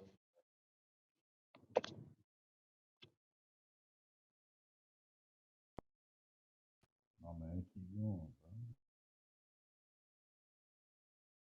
I went into the kidneys yesterday, so you might as well.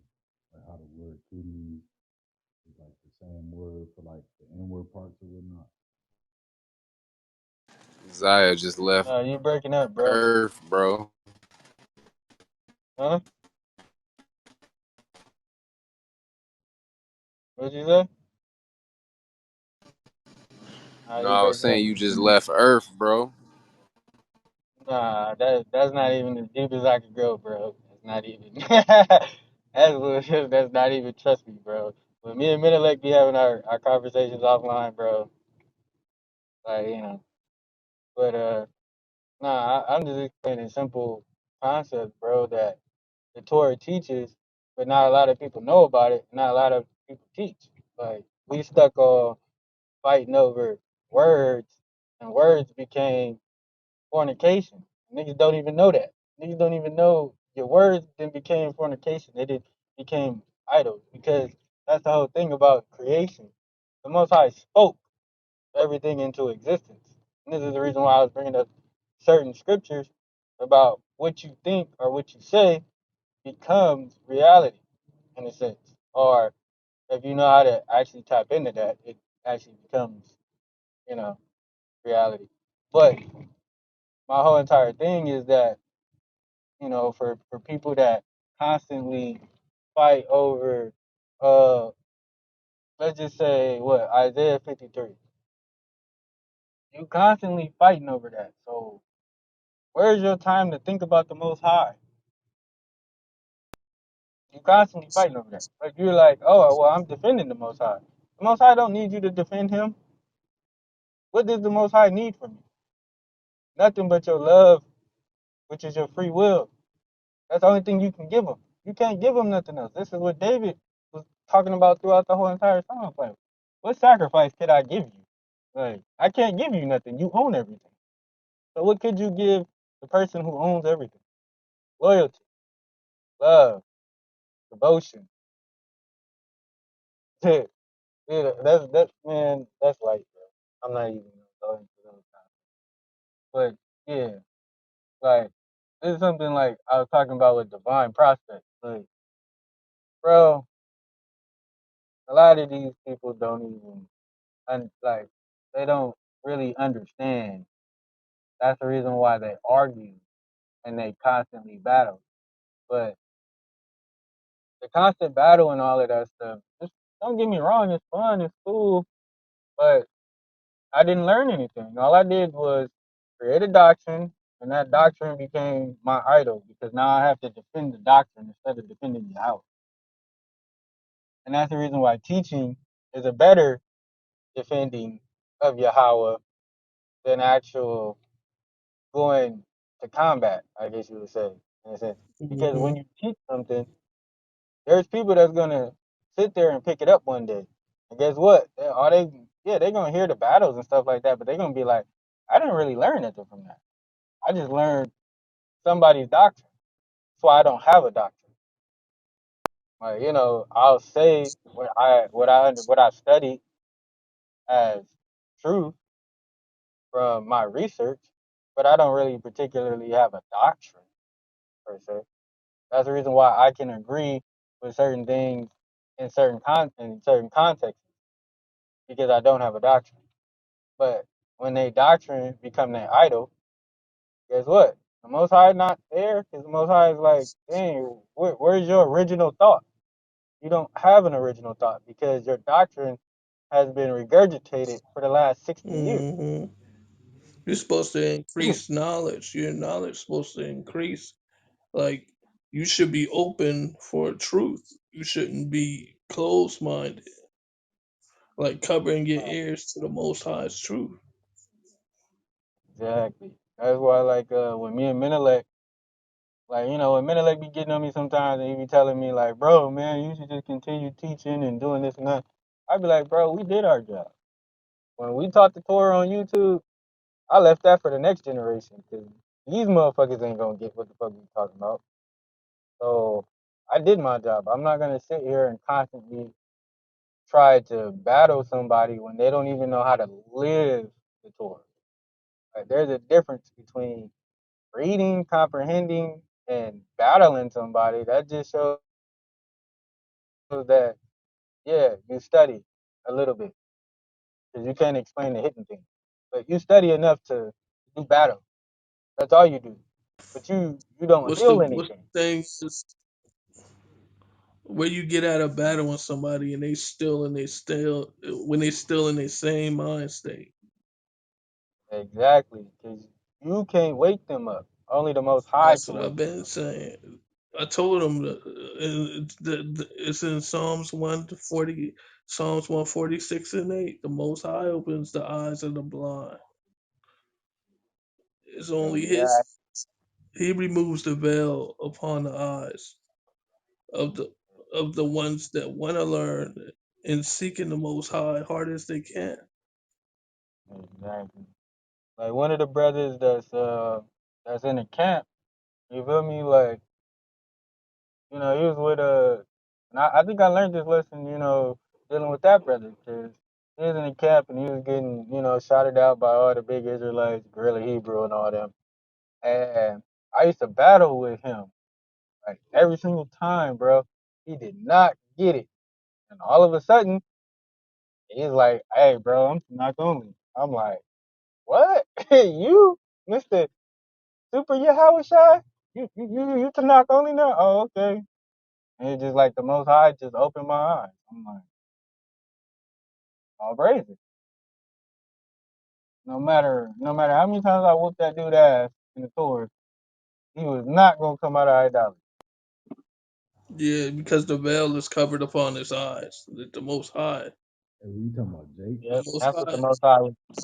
That's exactly, Michael, what the Most High was talking about in the chapter that we just read. A vision is fear. Isaiah, who you talking about, Jake the Great? What you say, Minilect? I said, who you talking about, Jake the Great? Hey, Minilect, I can't hear you, bro. Is it me? No, it's me. I said, you talking about Matazan, Jake the Great?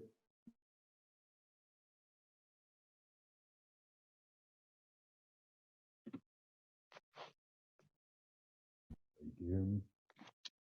Nah, I can't hear you, bro. Can you hear me now? Yeah, you just sound low.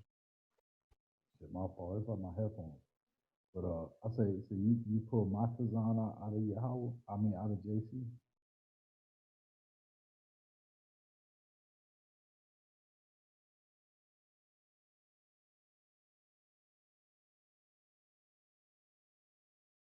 Hey, I say you pull Jake the Great, brother Matazan out of JC.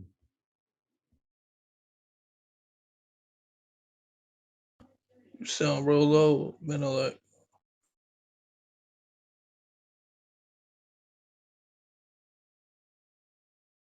Nah, I'll respond to that real quick because she's okay. So she said, "Oh yeah, in the Matrix." It's not so much being in the Matrix. It's more so like, in a sense, like understanding like what your power truly is. What makes you quote unquote a god, in a sense. Like what makes you a judge or a power among men or a ruler or a king among men. Is more so it's more so that than coming out of coming out of a matrix, I would say. Because of the fact that once you understand other people's spirits, you can manipulate them. That's what a sorcerer is. That's what a diviner is. They take your whatever you say slightly and they read your behavior and they manipulate your mind or your spirit. Like that was the concept I was going over with them about Eve and Adam in the garden. See, a lot of people don't understand. Like this is really a book of psychology, and that's one reason why I really, I really enjoyed the tour, and that's one reason why like my whole entire, I usually say, breakdown is a lot different because that's what I go to school for. Another thing that I go to school for, but it's not so much a matrix. The matrix is a good analogy, but it's more so what people have taken. Like you gotta understand. Okay, let me use slavery for example, right? Okay, so slavery, they could have rebelled and they could have won, but guess what? White people were master manipulators. They got the Indians to fight the blacks. They got the blacks to fight the Indians, and they kept dividing them, divide and conquer. It's just a manipulation tactic. It's not so much of being locked in of a false sense of what they would call reality, like a matrix. It's more so, what can I do to manipulate you? Like we do it all the time. Like when you go get a job interview, you know for a fact, like you gonna be late sometimes. You gonna call off when you want to feel like it. You're gonna get it, but you gonna say everything in that job interview correctly to get that job. You know you're gonna be on CPT time. You know you're gonna take smoke breaks whenever you want to take smoke breaks. You know you're gonna not do everything.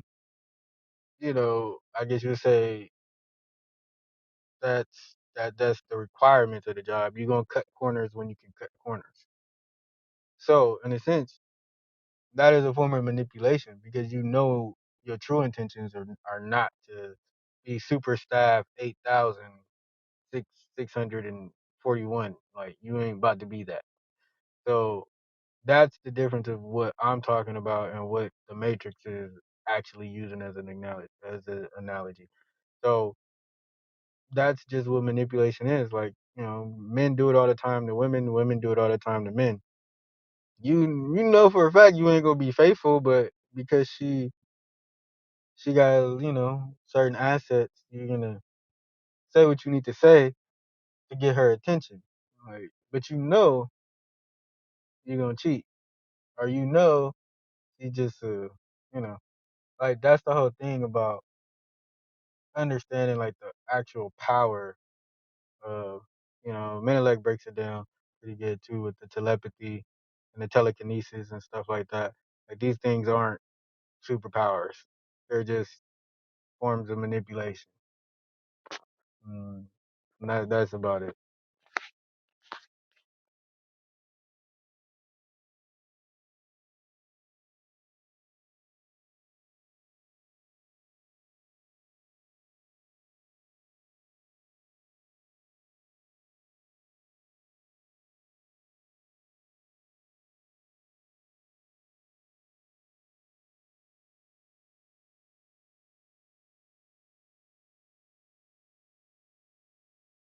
Hey, yo, you can hear me now? Yeah, I can hear you, bro. Okay, yesterday I went into the Kilea, like the Kalea, like the kidneys, and how it's like the same word when you break it down. It's like the inward man and all shit. Okay, then how it's the same word for like all Yeah, these it means temples, to then the temple thing. contemplate or reflect. The inward things, right? So like, yeah, if you still got the diagram on like the other shit on the animal that was acceptable to Yahweh. Yeah, I So we still got already the went through diagram. that. Yes. So you want to go into it a little bit? Nah, cause I'm about to go up in this house, eat, and relax. Cause shoot, man, Los I've been blessing me and taking me through this journey. I'm just enjoying it, bro. Like I only hop on here because I saw y'all was on here and y'all was reading and y'all was going into some stuff. I was like, shoot, man, let me jump up in here and drop some stuff. But other than that, bro, I'm like I told you all the time, bro. I did my job. My job is done. I'm just waiting on the next generation to pick it up. Well, Like I don't really care too much. Hakim said, tell me what his dream was. What he get mad at? Oh yeah, cause I broke his dream down pretty much. But I'll tell you. So my Kim, he was dreaming and he was talking about I guess some kid in the dream. He was in the ghetto and some kid walked up to him and the kid said, I'm a Jew like you, but I'm in Mizraim.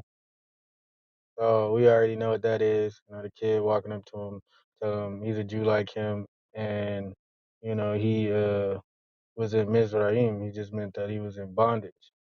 And then he was like, the scenery was him being in the hood, like really, I guess in a really bad neighborhood, I guess. But the kid was wanting to learn the Torah. So then I guess it flashes and then it goes into me, you, and Rakim uh, teaching. We amongst, I guess big names and stuff like that. So Rakim pulls out his burgundy Torah. So if you understand how significant the burgundy is and actually where it was placed on the tabernacle, which means it was the first. Um, but the burgundy Torah, and then he put out like a New Testament, and then he starts to tell them that the New Testament is a false book and the Torah is the truth. And then, he throws the New Testament away and then we're just amongst the big names and then me, you and him are supposed to teach, but somebody else steps up and teach before we teach. So, you know, he just grabbed his Torah and he left. Which is kinda like the scenario that we see playing out today. Is I grabbed my Torah and I left because they don't want to hear the real Torah. Like they want to hear me bang on Jesus all day, or they want to hear me argue with somebody and make somebody a spectacle. They don't really want to hear the science of the Torah. Like you feel me? They don't. They want to hear. They want to be entertained. They want to argue and gossip and backbite all day. Like that's why I grabbed my Torah and I've been left, bro. I don't do this shit. Like I fuck with y'all, but you feel me? I don't fuck with these other niggas. That's all they do all day, bro. Backbite. I ain't got time for that shit, bro. Why Kim grabbed his Torah and he was the first one out. you know, you. You know, you can tolerate it, bro. I give you that. Like Howard gave you the strength to tolerate that shit, bro. I can't tolerate it. Like these niggas, they not really living what they saying they living. I really live this shit. These niggas is not doing that, bro. They on here all day gossiping, backbiting, talking about each other, saying this person don't keep Torah, talking about keeping the Torah, don't even understand how to judge a case nor a matter, but they read Torah all day. How you don't know how to judge a case in a matter and you read Torah all day? Like that shit don't even make sense. All you gotta do is go to the book and it's gonna tell you you can't pick motherfuckers that's in your circle or in your clique to be a judge. Like that shit is retarded, bro. Like, come on, bro. Like, that's basic Torah. That's like stuff you ain't even got to go esoteric with. Like, they don't even understand the carnal things. So it's kind of like, why am I explaining spiritual stuff to them? I know I sound like I'm spitting that out of the New Testament, but goddamn, bro, that shit they making the New Testament seem like it got some validity because these motherfuckers is doing shit that you can quote something out of the New Testament and be like, see, that's the reason why we don't fuck with Torah only. Like they make us look bad. That's just what it is. I'm keeping it stacked. Like, and the same thing with the New Testament brothers. They make us look bad because they don't keep the Torah. So because they both evil and they both wicked, I don't want no parts of it. Like I already know the Most High gonna judge me for it, so I'm not even tripping. I was like, Most High, I take that because these niggas is wicked. I can't do it. Like, I get it. You want me to break down the Torah and teach the Torah. I did that with Menelec. It's on YouTube. Send them to that channel, and I pray that they find that channel. But I rather live with the knowledge that you gave me than to keep giving it to people who like throwing it away. Like, bro, like it's like I'm eating at the Most High table, and I'll be like, dang man, let me come give you this bread. And it's just like it's disrespectful, bro. Like I'm the one, I'm the prince sitting at the table eating bread with the Most High, and I come out and I be forgetting to take off the garments. You know, that's what he's talking about. I be forgetting to take off the garments. I'm like, because I'd be so happy to give it to people. Like I said, like the motherfuckers talk past me, bro, just to listen to Devanya give the exact same breakdown I gave. It ain't me being jealous or nothing like that, but it's just like, bro, you didn't even want to hear the breakdown from me, but you wanted to hear it from her. And it's like she didn't even have it on hand at the time. I knew it off the top of my head because I've had this argument with people. But you gonna talk past me to talk, and it's just like, bro, like I don't have to give you the bread from the Most High table. I don't have to. That's for me. Like that's me and the Most High's relationship. So that's what I'm saying. Like a lot of these motherfuckers, bro, they they they fake, bro. I'm gonna be honest. I can't do the fake shit. They fake. Like just keep that shit a stack, bro. Like the niggas be on here all day banging on Jesus. When you banging on Jesus and Jesus is your conversation all day, where is praising the Most High at? Where's that at? Where's praying 3 times a day? Where's that at? Where's actually understanding the commandments? Where's that Hmm. at? Where's that at? You on here all day, bro. You're not studying, and then I do take that shit offensive. Now this is me talking as a man and being prideful. I take that shit hella offensive when I'm breaking down something that you ain't never heard of, and you're trying to tell me I'm wrong, but you don't study. Like you call reading scripture and then talking about Jesus and then talking about somebody else studying? No, you're not going into the language, breaking down words. You're not doing. You ain't doing nothing with the numbers. You ain't doing nothing with nothing, bro. You're on here. There's no intimacy with you and the Most High breaking bread at the table. Yes, get him up out of here. Like there's no intimacy between you and the Most High. That's what the Most High is saying when He said, "You shall eat from my table." That means a one-on-one. that's intimate, bro. Like that these niggas is not studying, bro. Like I said, like they could all hate me and do the little whatever weird stuff that they do, but it's cool. Cause guess what? When you die and your spirit return, and the Most High be like, you can't come that close. And they gonna be like, why? Because a servant that I actually revealed myself to was trying to give you some information, and you didn't want to listen. So back up. You in the outer courtyard. They be like, but I can't come near. No, because that was my servant, the one that I named personally. They can't say that. And I could swear on Yahweh and his name that he gave me my name and that he did reveal himself to me. But, most people be jealous because Most High ain't dealing with them or talking to them, stuff like that. That's because you ain't wholehearted. Flat out. You're not wholehearted. You ain't 10 toes down.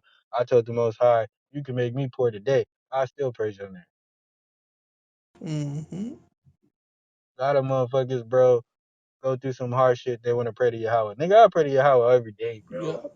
I pray good, bad, ugly. It don't matter, bro. I pray constantly. How the fuck you gonna tell me about some shit and you don't even pray constantly? You don't hear all day. You talking to niggas all day and you're arguing. There's Yeah, no balance. we got to do better. And then you wonder why, man. Like I be having issues with some of these niggas. I be like, bro, what the fuck? Hey, you gonna tell me about the word, but you on here and you spit the same thing every single day. When I come around, I don't spit the same thing every day. The only time I spit the same thing every single day was when I was battling. That was no growth. I stopped myself from growing. Like, you feel me? The most I ain't with that, bro. Most I be like, okay, good. You think I need a mortal man to defend me? Oh, good luck. Like, you feel me? Like even with King David, bro, greatest warrior of all time. King David did that fighting out of love for the Most High. He loved the Most High wholeheartedly. That's why the Most High always had mercy on David. David wasn't out there like, oh, look, Most High, I defended your name. Most High is looking like, nigga, I don't need you. I could destroy the whole world in a blink of a second if I wanted to, which he's done before. So what he need you for? A lot of these motherfuckers get beside themselves, bro, and forget that the Most High is God over everything. Like, the Most High need me. I'm out here preaching the Most High truth. I'm the nigga doing it. No, nigga, the Most High don't need shit, bro. But he wants you to be wholehearted. That's like,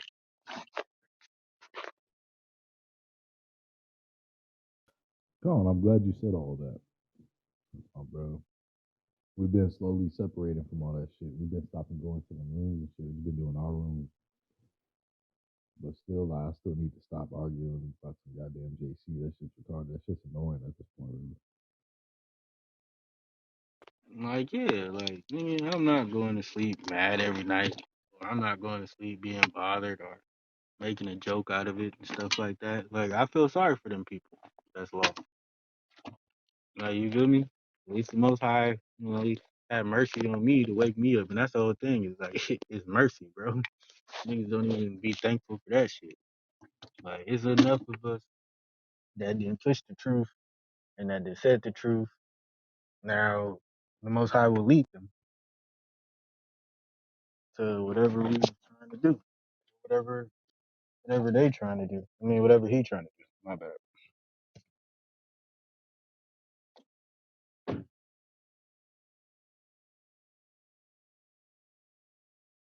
Hey, that shit's real, though.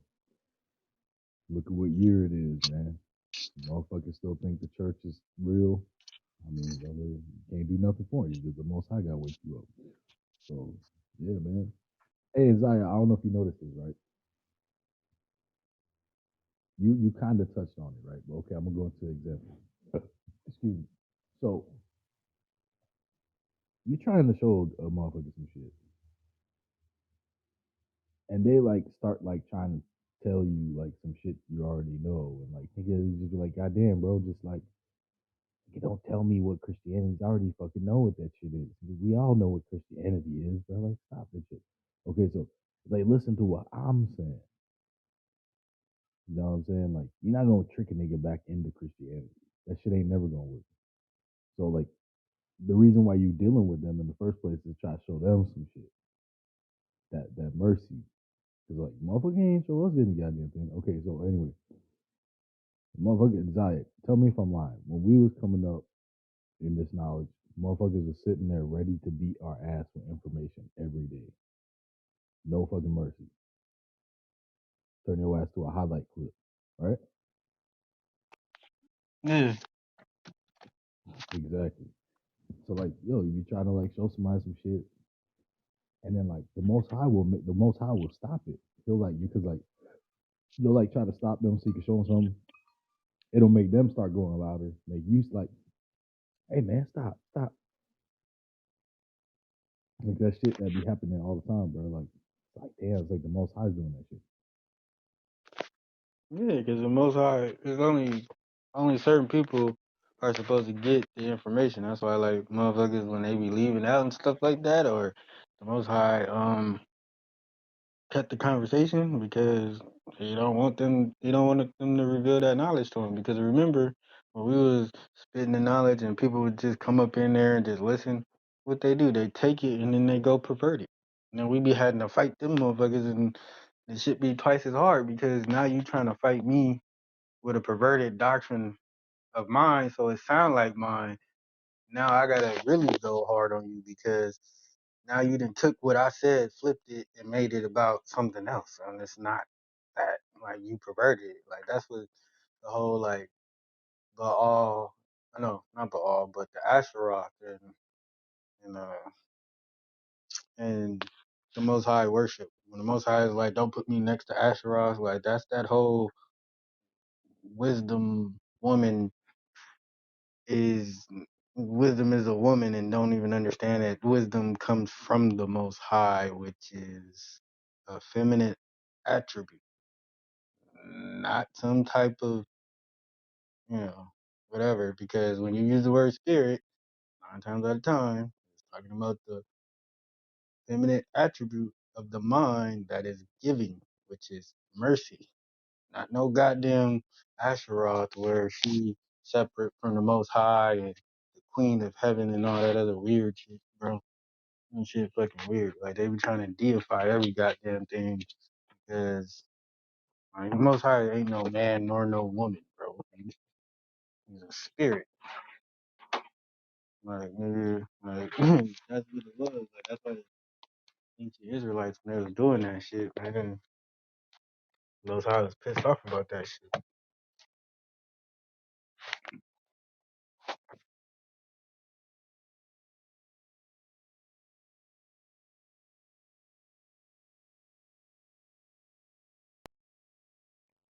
That don't be crazy, bro. That shit's crazy. And you're right, they do take the shit and try to apply it to some bullshit and twist it. A lot of Christians do that shit. They go into rabbinic thought, how the rabbis interpret scriptures. Like, yeah, they interpret it on this level and this level and this level. And there's higher things or whatever. But all them rabbis unanimously agree that fucking Jesus is not in the Tanakh.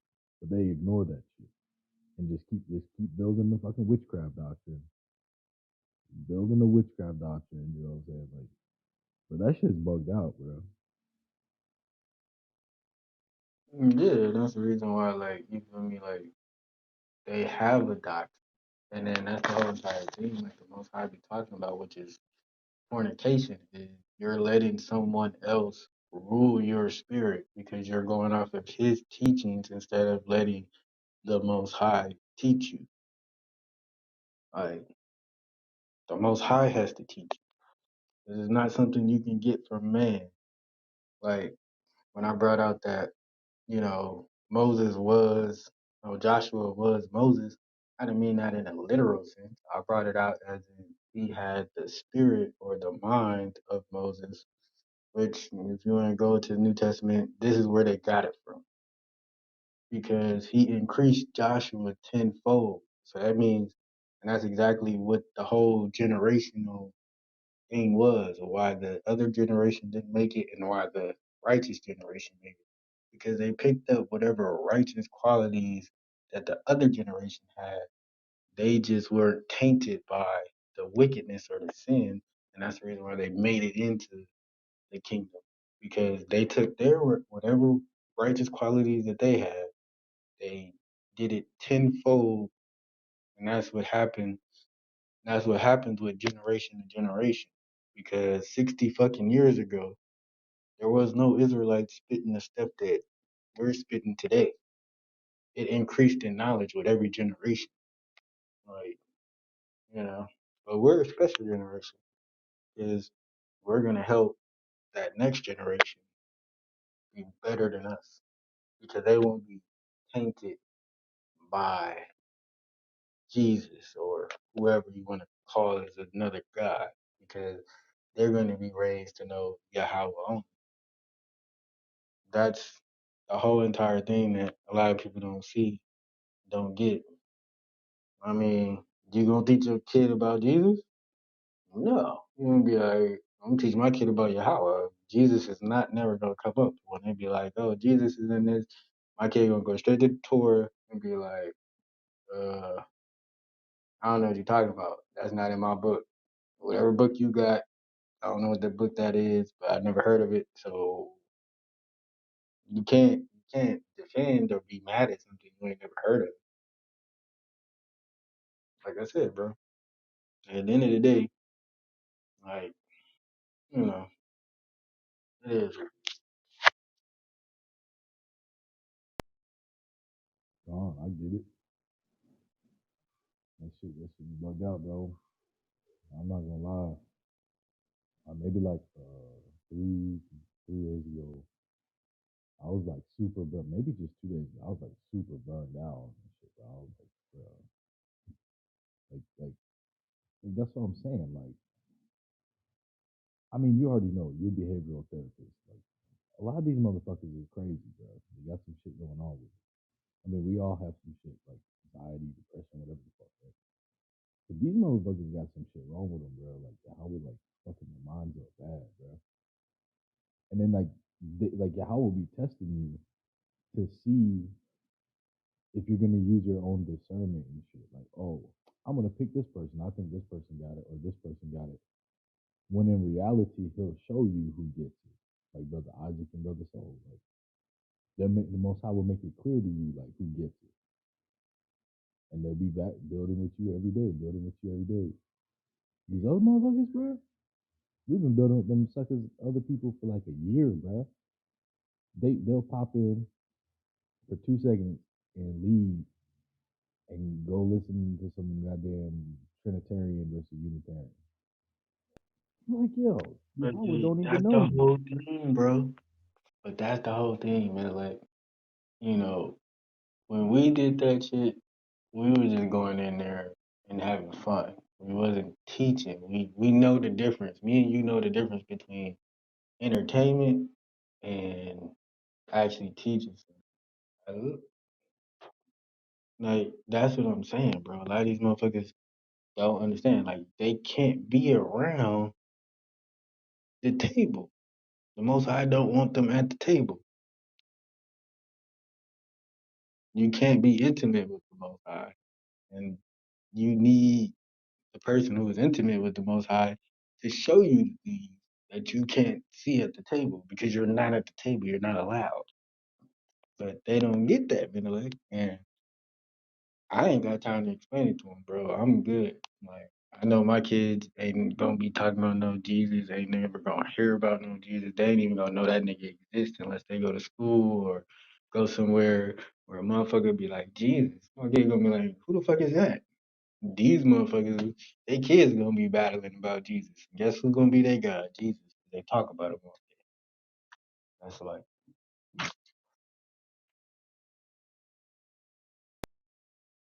Yeah, this shit crazy, bro. May the name of Yeshu be erased and his memory be erased from the earth forever. And you know, exactly, the bro. people that use that damn teachings and whatever they got from that book. Because the same people that left from England that came here for religious freedom, whatever the fuck. We know their asses thought they was Israelites, called us Hamites. They said they were in their own journals. They're trying to build New Jerusalem, call everybody else Gentiles, and in secret they think they're Israelites. I mean, today they just dumbasses. Nobody, the white Christians don't know either. But back then, shit, bro, crusades, all type of fuck shit. Man, ain't nobody chose to believe in no stupid ass shit like Christianity, man. They forced that shit on us, man. You already know. Like, And bro, another thing, man, like, the funny thing about it is me and you didn't came across all this knowledge, right? Study. Like like that's what I'm saying. Like we got all of this stuff, bro. The people that we be trying to give it to, they don't really appreciate it, bro.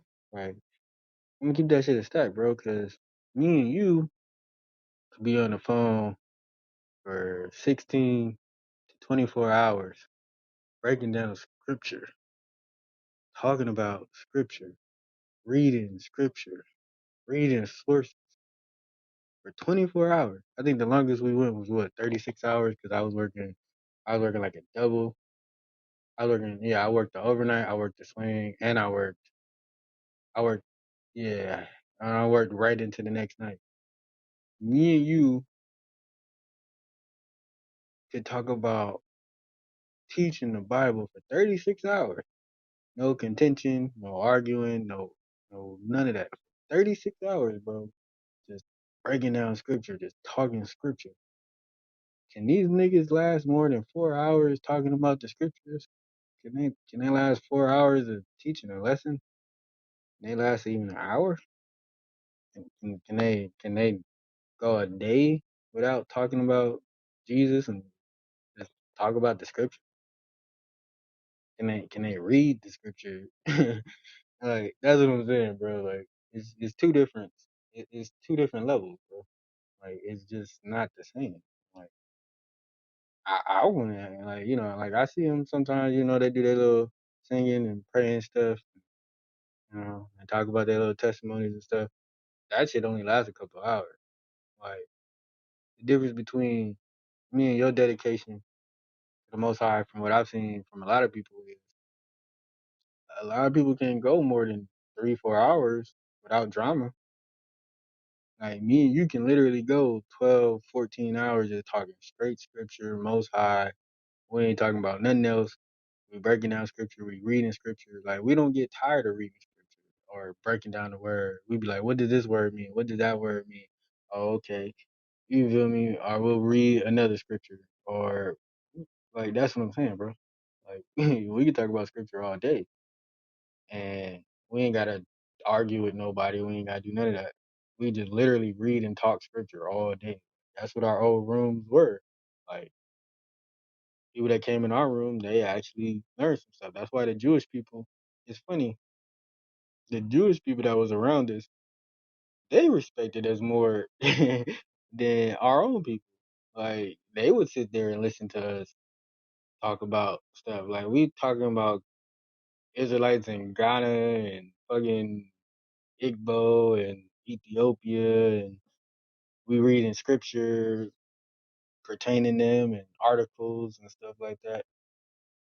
Like niggas be talking about. That's why I be laughing. I don't even be taking this shit serious, bro. So I don't flex no more. Only people I probably flex with is like Zion Lex and Divine Prospect because they actually under fucking stand. You know what I mean? Like if we start talking some deep shit, Divine Prospect may flex on me one time and be like, "I'm gonna leave Earth, try to catch up," and I'll be like, "Damn." Like I'm not up there yet. You know, 'cause that nigga do be dropping some shit that I ain't never fucking heard of. So, and the same thing with Zion Lick. He dropped some shit I ain't never fucking heard of. I gotta go back and go study some shit. Be like, ah, shit, man, like, what you think about this? You heard about this? But like I said, bro, like most people can't last more than 2-3 hours without contention, and that's the reason why I don't care to teach no more. Bro. We be teaching, like I said, bro. We be teaching, but I don't know, man. The entertainment shit winning right now. Bro. I mean, shit, I don't know. But like I should just start being. I should go back to being like Judah and just walk in and just start flaming niggas. Just like, hey, you fuck nigga, this that, then just start going off on people. But, man, I didn't outgrew that shit, bro. You know, outgrew it. Shit, I don't know, man. Like I said, bro. When you just let me know when we can actually sit and study and talk about scripture like how we used to, then I'll come back on here more often or faithfully. Cause I like when we was doing that. Like we would be pulling like all of this other information about like, okay, well this is the oldest language, that's the oldest language, and then talking about the Bible and stuff like that, bro. And then just actually reading. I mean, you could read. Me and you, what we read, what fucking whole books, like whole books. Like it may take us like 8-9 hours, but we'll read a whole book, bro. Like you'll read however many chapters, I'll read however many chapters, bro. We just go back and forth, like you feel me? Like that's the thing, man. We was doing that like every day, like it was a nonstop every single day. Like you feel me? Like that's dedication. Like you feel me? That's what the Most High is talking about in Deuteronomy. Like, 'cause that's why we got so high up. And I don't mean high up as in like I can see the thing. I mean high up as in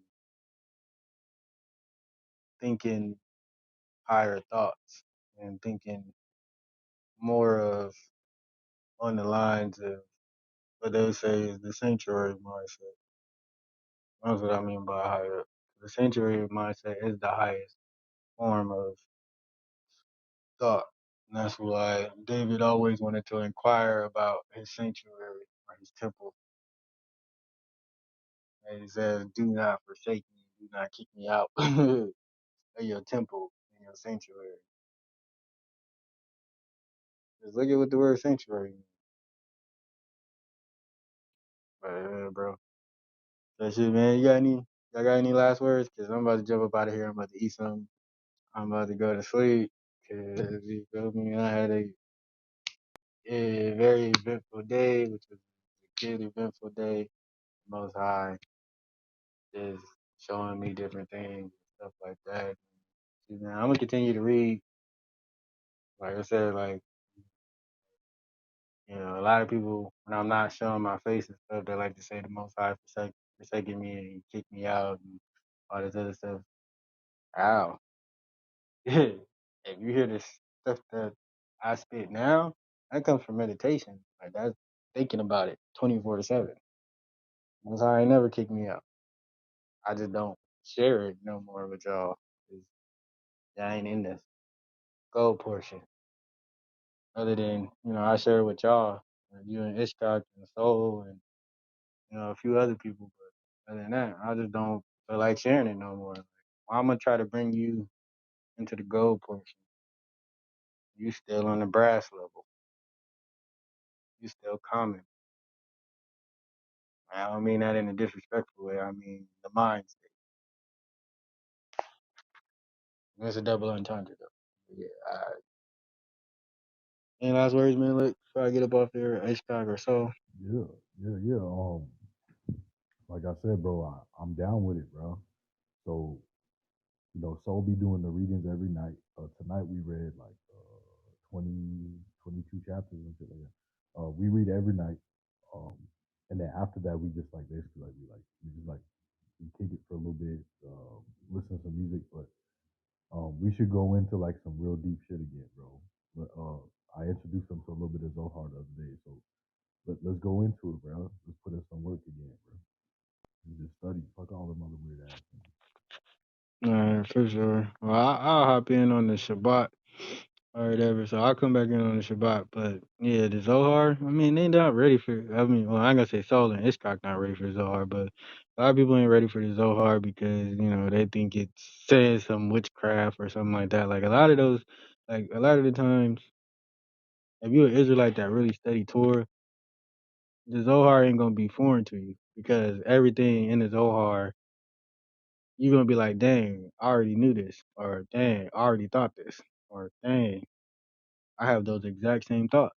Like that's why when they was telling us, oh, y'all ain't reading Zohar and this and that, and we read it and we was just like, and they was like, what did y'all think about it? I already think like this. It was like, ah, shit, you comprehended it? Yeah, like I already think like this. Like it's not a foreign concept to me. I don't need the Zohar. I don't need the Mishnah. I don't need the Talmud because I didn't read it and I understand that some of these things that's in this book, I already think like this and it already shows in my actions. Like I'm not a bad person. I understand certain concepts. But I mean, if they want to get into the fire and all of that stuff and why we be explaining like the fire and all of that stuff, like, that strange fire that they was talking about, you know, that got them burnt up, you know. I mean, we could get into all of that because all of that stuff is very prevalent. Because even when they was talking about that up in there, when we was talking about like, oh, the Most High made the world with fire and this and that. Like, yeah, if you read the Zohar, they explain the exact same concept. Like, like I'm trying to tell you that the fire that the Most High is something different from the fire of what you would call like the different spirits or whatever. Because fire is a spirit, like, but yeah, they don't even. The wind is a spirit. The trees are spirits. That's why motherfuckers was doing animal worship and all that other shit. Like they read it in the scriptures, or oh, the Most High says, don't worship the sun, moon, and stars because He gave that to the heathen. Yeah, but they're all spirits. And guess what? They all bear an attribute of the Most High's name, or they bear His wisdom or His Torah on the earth in the physical plane. Yeah, that's what matter is. But yeah, bro, we can get into it. I'll jump back in on the Shabbat, bro, and we talk, and I'll see what niggas is talking about, because I know if Uh, it's just y'all, we good. yeah, we gonna keep it But just like some other this. niggas. Keep it just like this. Me, you, Akim, Soul, Isaac. There's one other brother, Yashem. Sister Asia, she be studying with us. That's like my new little thing right there. And she out west, and so you already know I'm coming that way. So, yeah, we got to talk about that anyway too. So, you know, yeah, bro, like we gonna keep it private rooms, bro. Just how we used to do in the beginning. New people come, new people go. Shit, walk out that door, that bitch is locked. And All right, bro. All right, man. Well, shalom, man. I'll catch up with y'all on the Shabbat. Shalom, Yahweh Shalom. Rakah. Y'all will cut. Shalom, y'all. Zaya ready to start studying again. That's what I'm talking about. But yeah, that's just true, man. We used to put in work, bro. Like, bro, one time we stayed up, bro, like 3 days, bro. He working, I'm working. This shot, not this shot, but another shot from Yemen, another Nazarite. Bro, we read the whole Zohar. We read And when it started going into like Isaiah and shit like that, and Ezekiel, we're like, fuck it, we just gonna read the whole book of Ezekiel tonight. We ain't getting off. We're gonna read the whole book of Isaiah. Fuck it.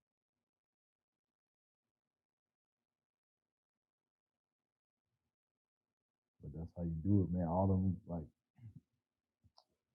little weird rooms and shit, man. Fuck all that shit, bro. Who the fuck want to keep talking about some goddamn Christ and shit all goddamn day, bro? It's just fuck, bro.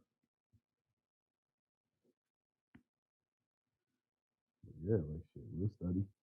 We'll really get it in now, shit. So I know you be trying to I know you be having to get some rest at night too. So if you want to get it started like a little earlier or whatnot, I usually like tomorrow I'm not gonna like I have nothing to do all day today. So tomorrow though, I gotta get back to work. Around like 2 or 3, I'll at least jump on where I can listen, and then like around like 5, I'll be able to like really do my shit. So, but yeah, if you want to get it started earlier, get the readings knocked out, and then dive into some topics and whatnot, like some real stuff. But shoot, really, I already know you and Isaac, y'all could read, bro. So shit, bro. We can just finish some readings out, like for real, if you want to. Like it ain't gonna hurt to bust out, read a whole book or whatnot. Especially them little short prophets. Them little short prophets, you can knock them shits out in one day. Little 3, 4 chapters and stuff like that. You said you want to start these readings earlier tomorrow? Well, yeah, I know you be Cause I having to ain't get really some got. rest. Yeah. Yeah, I ain't really. Yeah, my sleep schedule got. I'm back to like night owl status again. I was like, I trained myself to wake up 3, 4 in the morning. I was doing the trading stuff at like London sessions, and then hitting the gym 5 a.m. and that my whole sleep schedule got switched upside down. But I'm basically free tomorrow. My schedule kind of clear tomorrow, so yeah, we can start early. Probably just gonna hit the gym tomorrow and do my usual. I got my Forex live stream 12:30 to 1:30 or 2 o'clock. Other than that, pretty much just gonna work out, study. I ain't really, I ain't really got no work to do tomorrow. I might work on this book though. Gotta finish this thing up. Other than that, yeah, we can knock some bunch of shit out tomorrow. Oh, yeah. So hold on, let me see real quick. Let me see real quick. Isaiah 66. Wow. Um, you can run through Isaiah if you want to. And then Jeremiah. Um, you know, hold on, let me see. Hey, you might need a megaphone though. It's kind of hard to hear you. Yeah, it's when I got my phone on the charger, it's like the little box for my charger for some reason. And like busting like some weird, like messing up my sound or whatnot. Hey, you can hear me better now, bro? A little bit, but Oh, let me just turn this shit off. The headphones. Hold on. Yeah. hey, y'all trying to open a chill room, play some music, sleep too. Yeah, I'm gonna be sitting back reading too. But yeah, hold on, let me see this real quick. So we got yeah, so we like cutting into Isaiah real good right now. Jeremiah, then Ezekiel right after that, and then the rest of them after that. We're gonna fly through them, bro. All of them is like 3 chapters. Obadiah is 1 chapter. A lot of them real short. Then we got Psalms, Proverbs, Job, Song of Songs, Ruth, Lamentation, Esther, Daniel. Okay. Yeah, we're gonna fly through it, bro. We're gonna fly through this thing real quick, bro. Because I'd rather read with y'all. Um, I'd rather read with y'all for a few hours and shit than and then do all the other bullshit. But yeah, bro, I'll make a room real quick.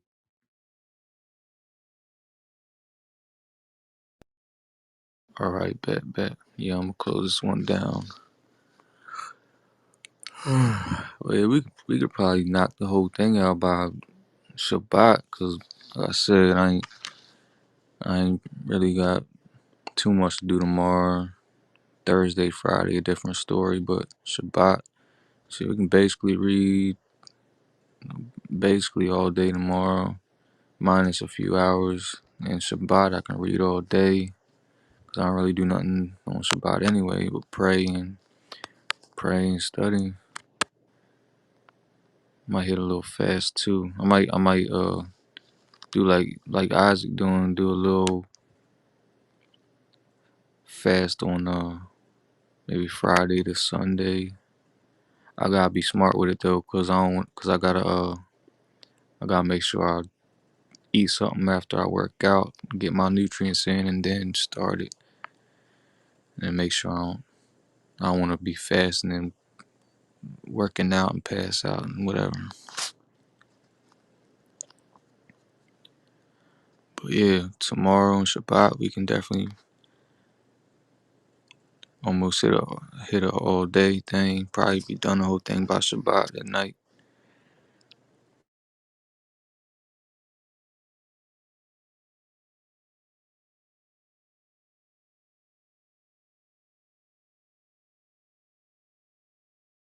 Dang, I just finished a month ago too.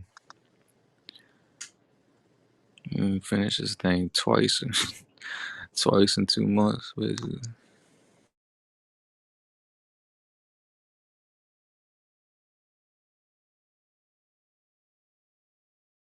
We would have been done, but we spent a lot of time talking about it too. We probably spent more time talking about it than actually reading it.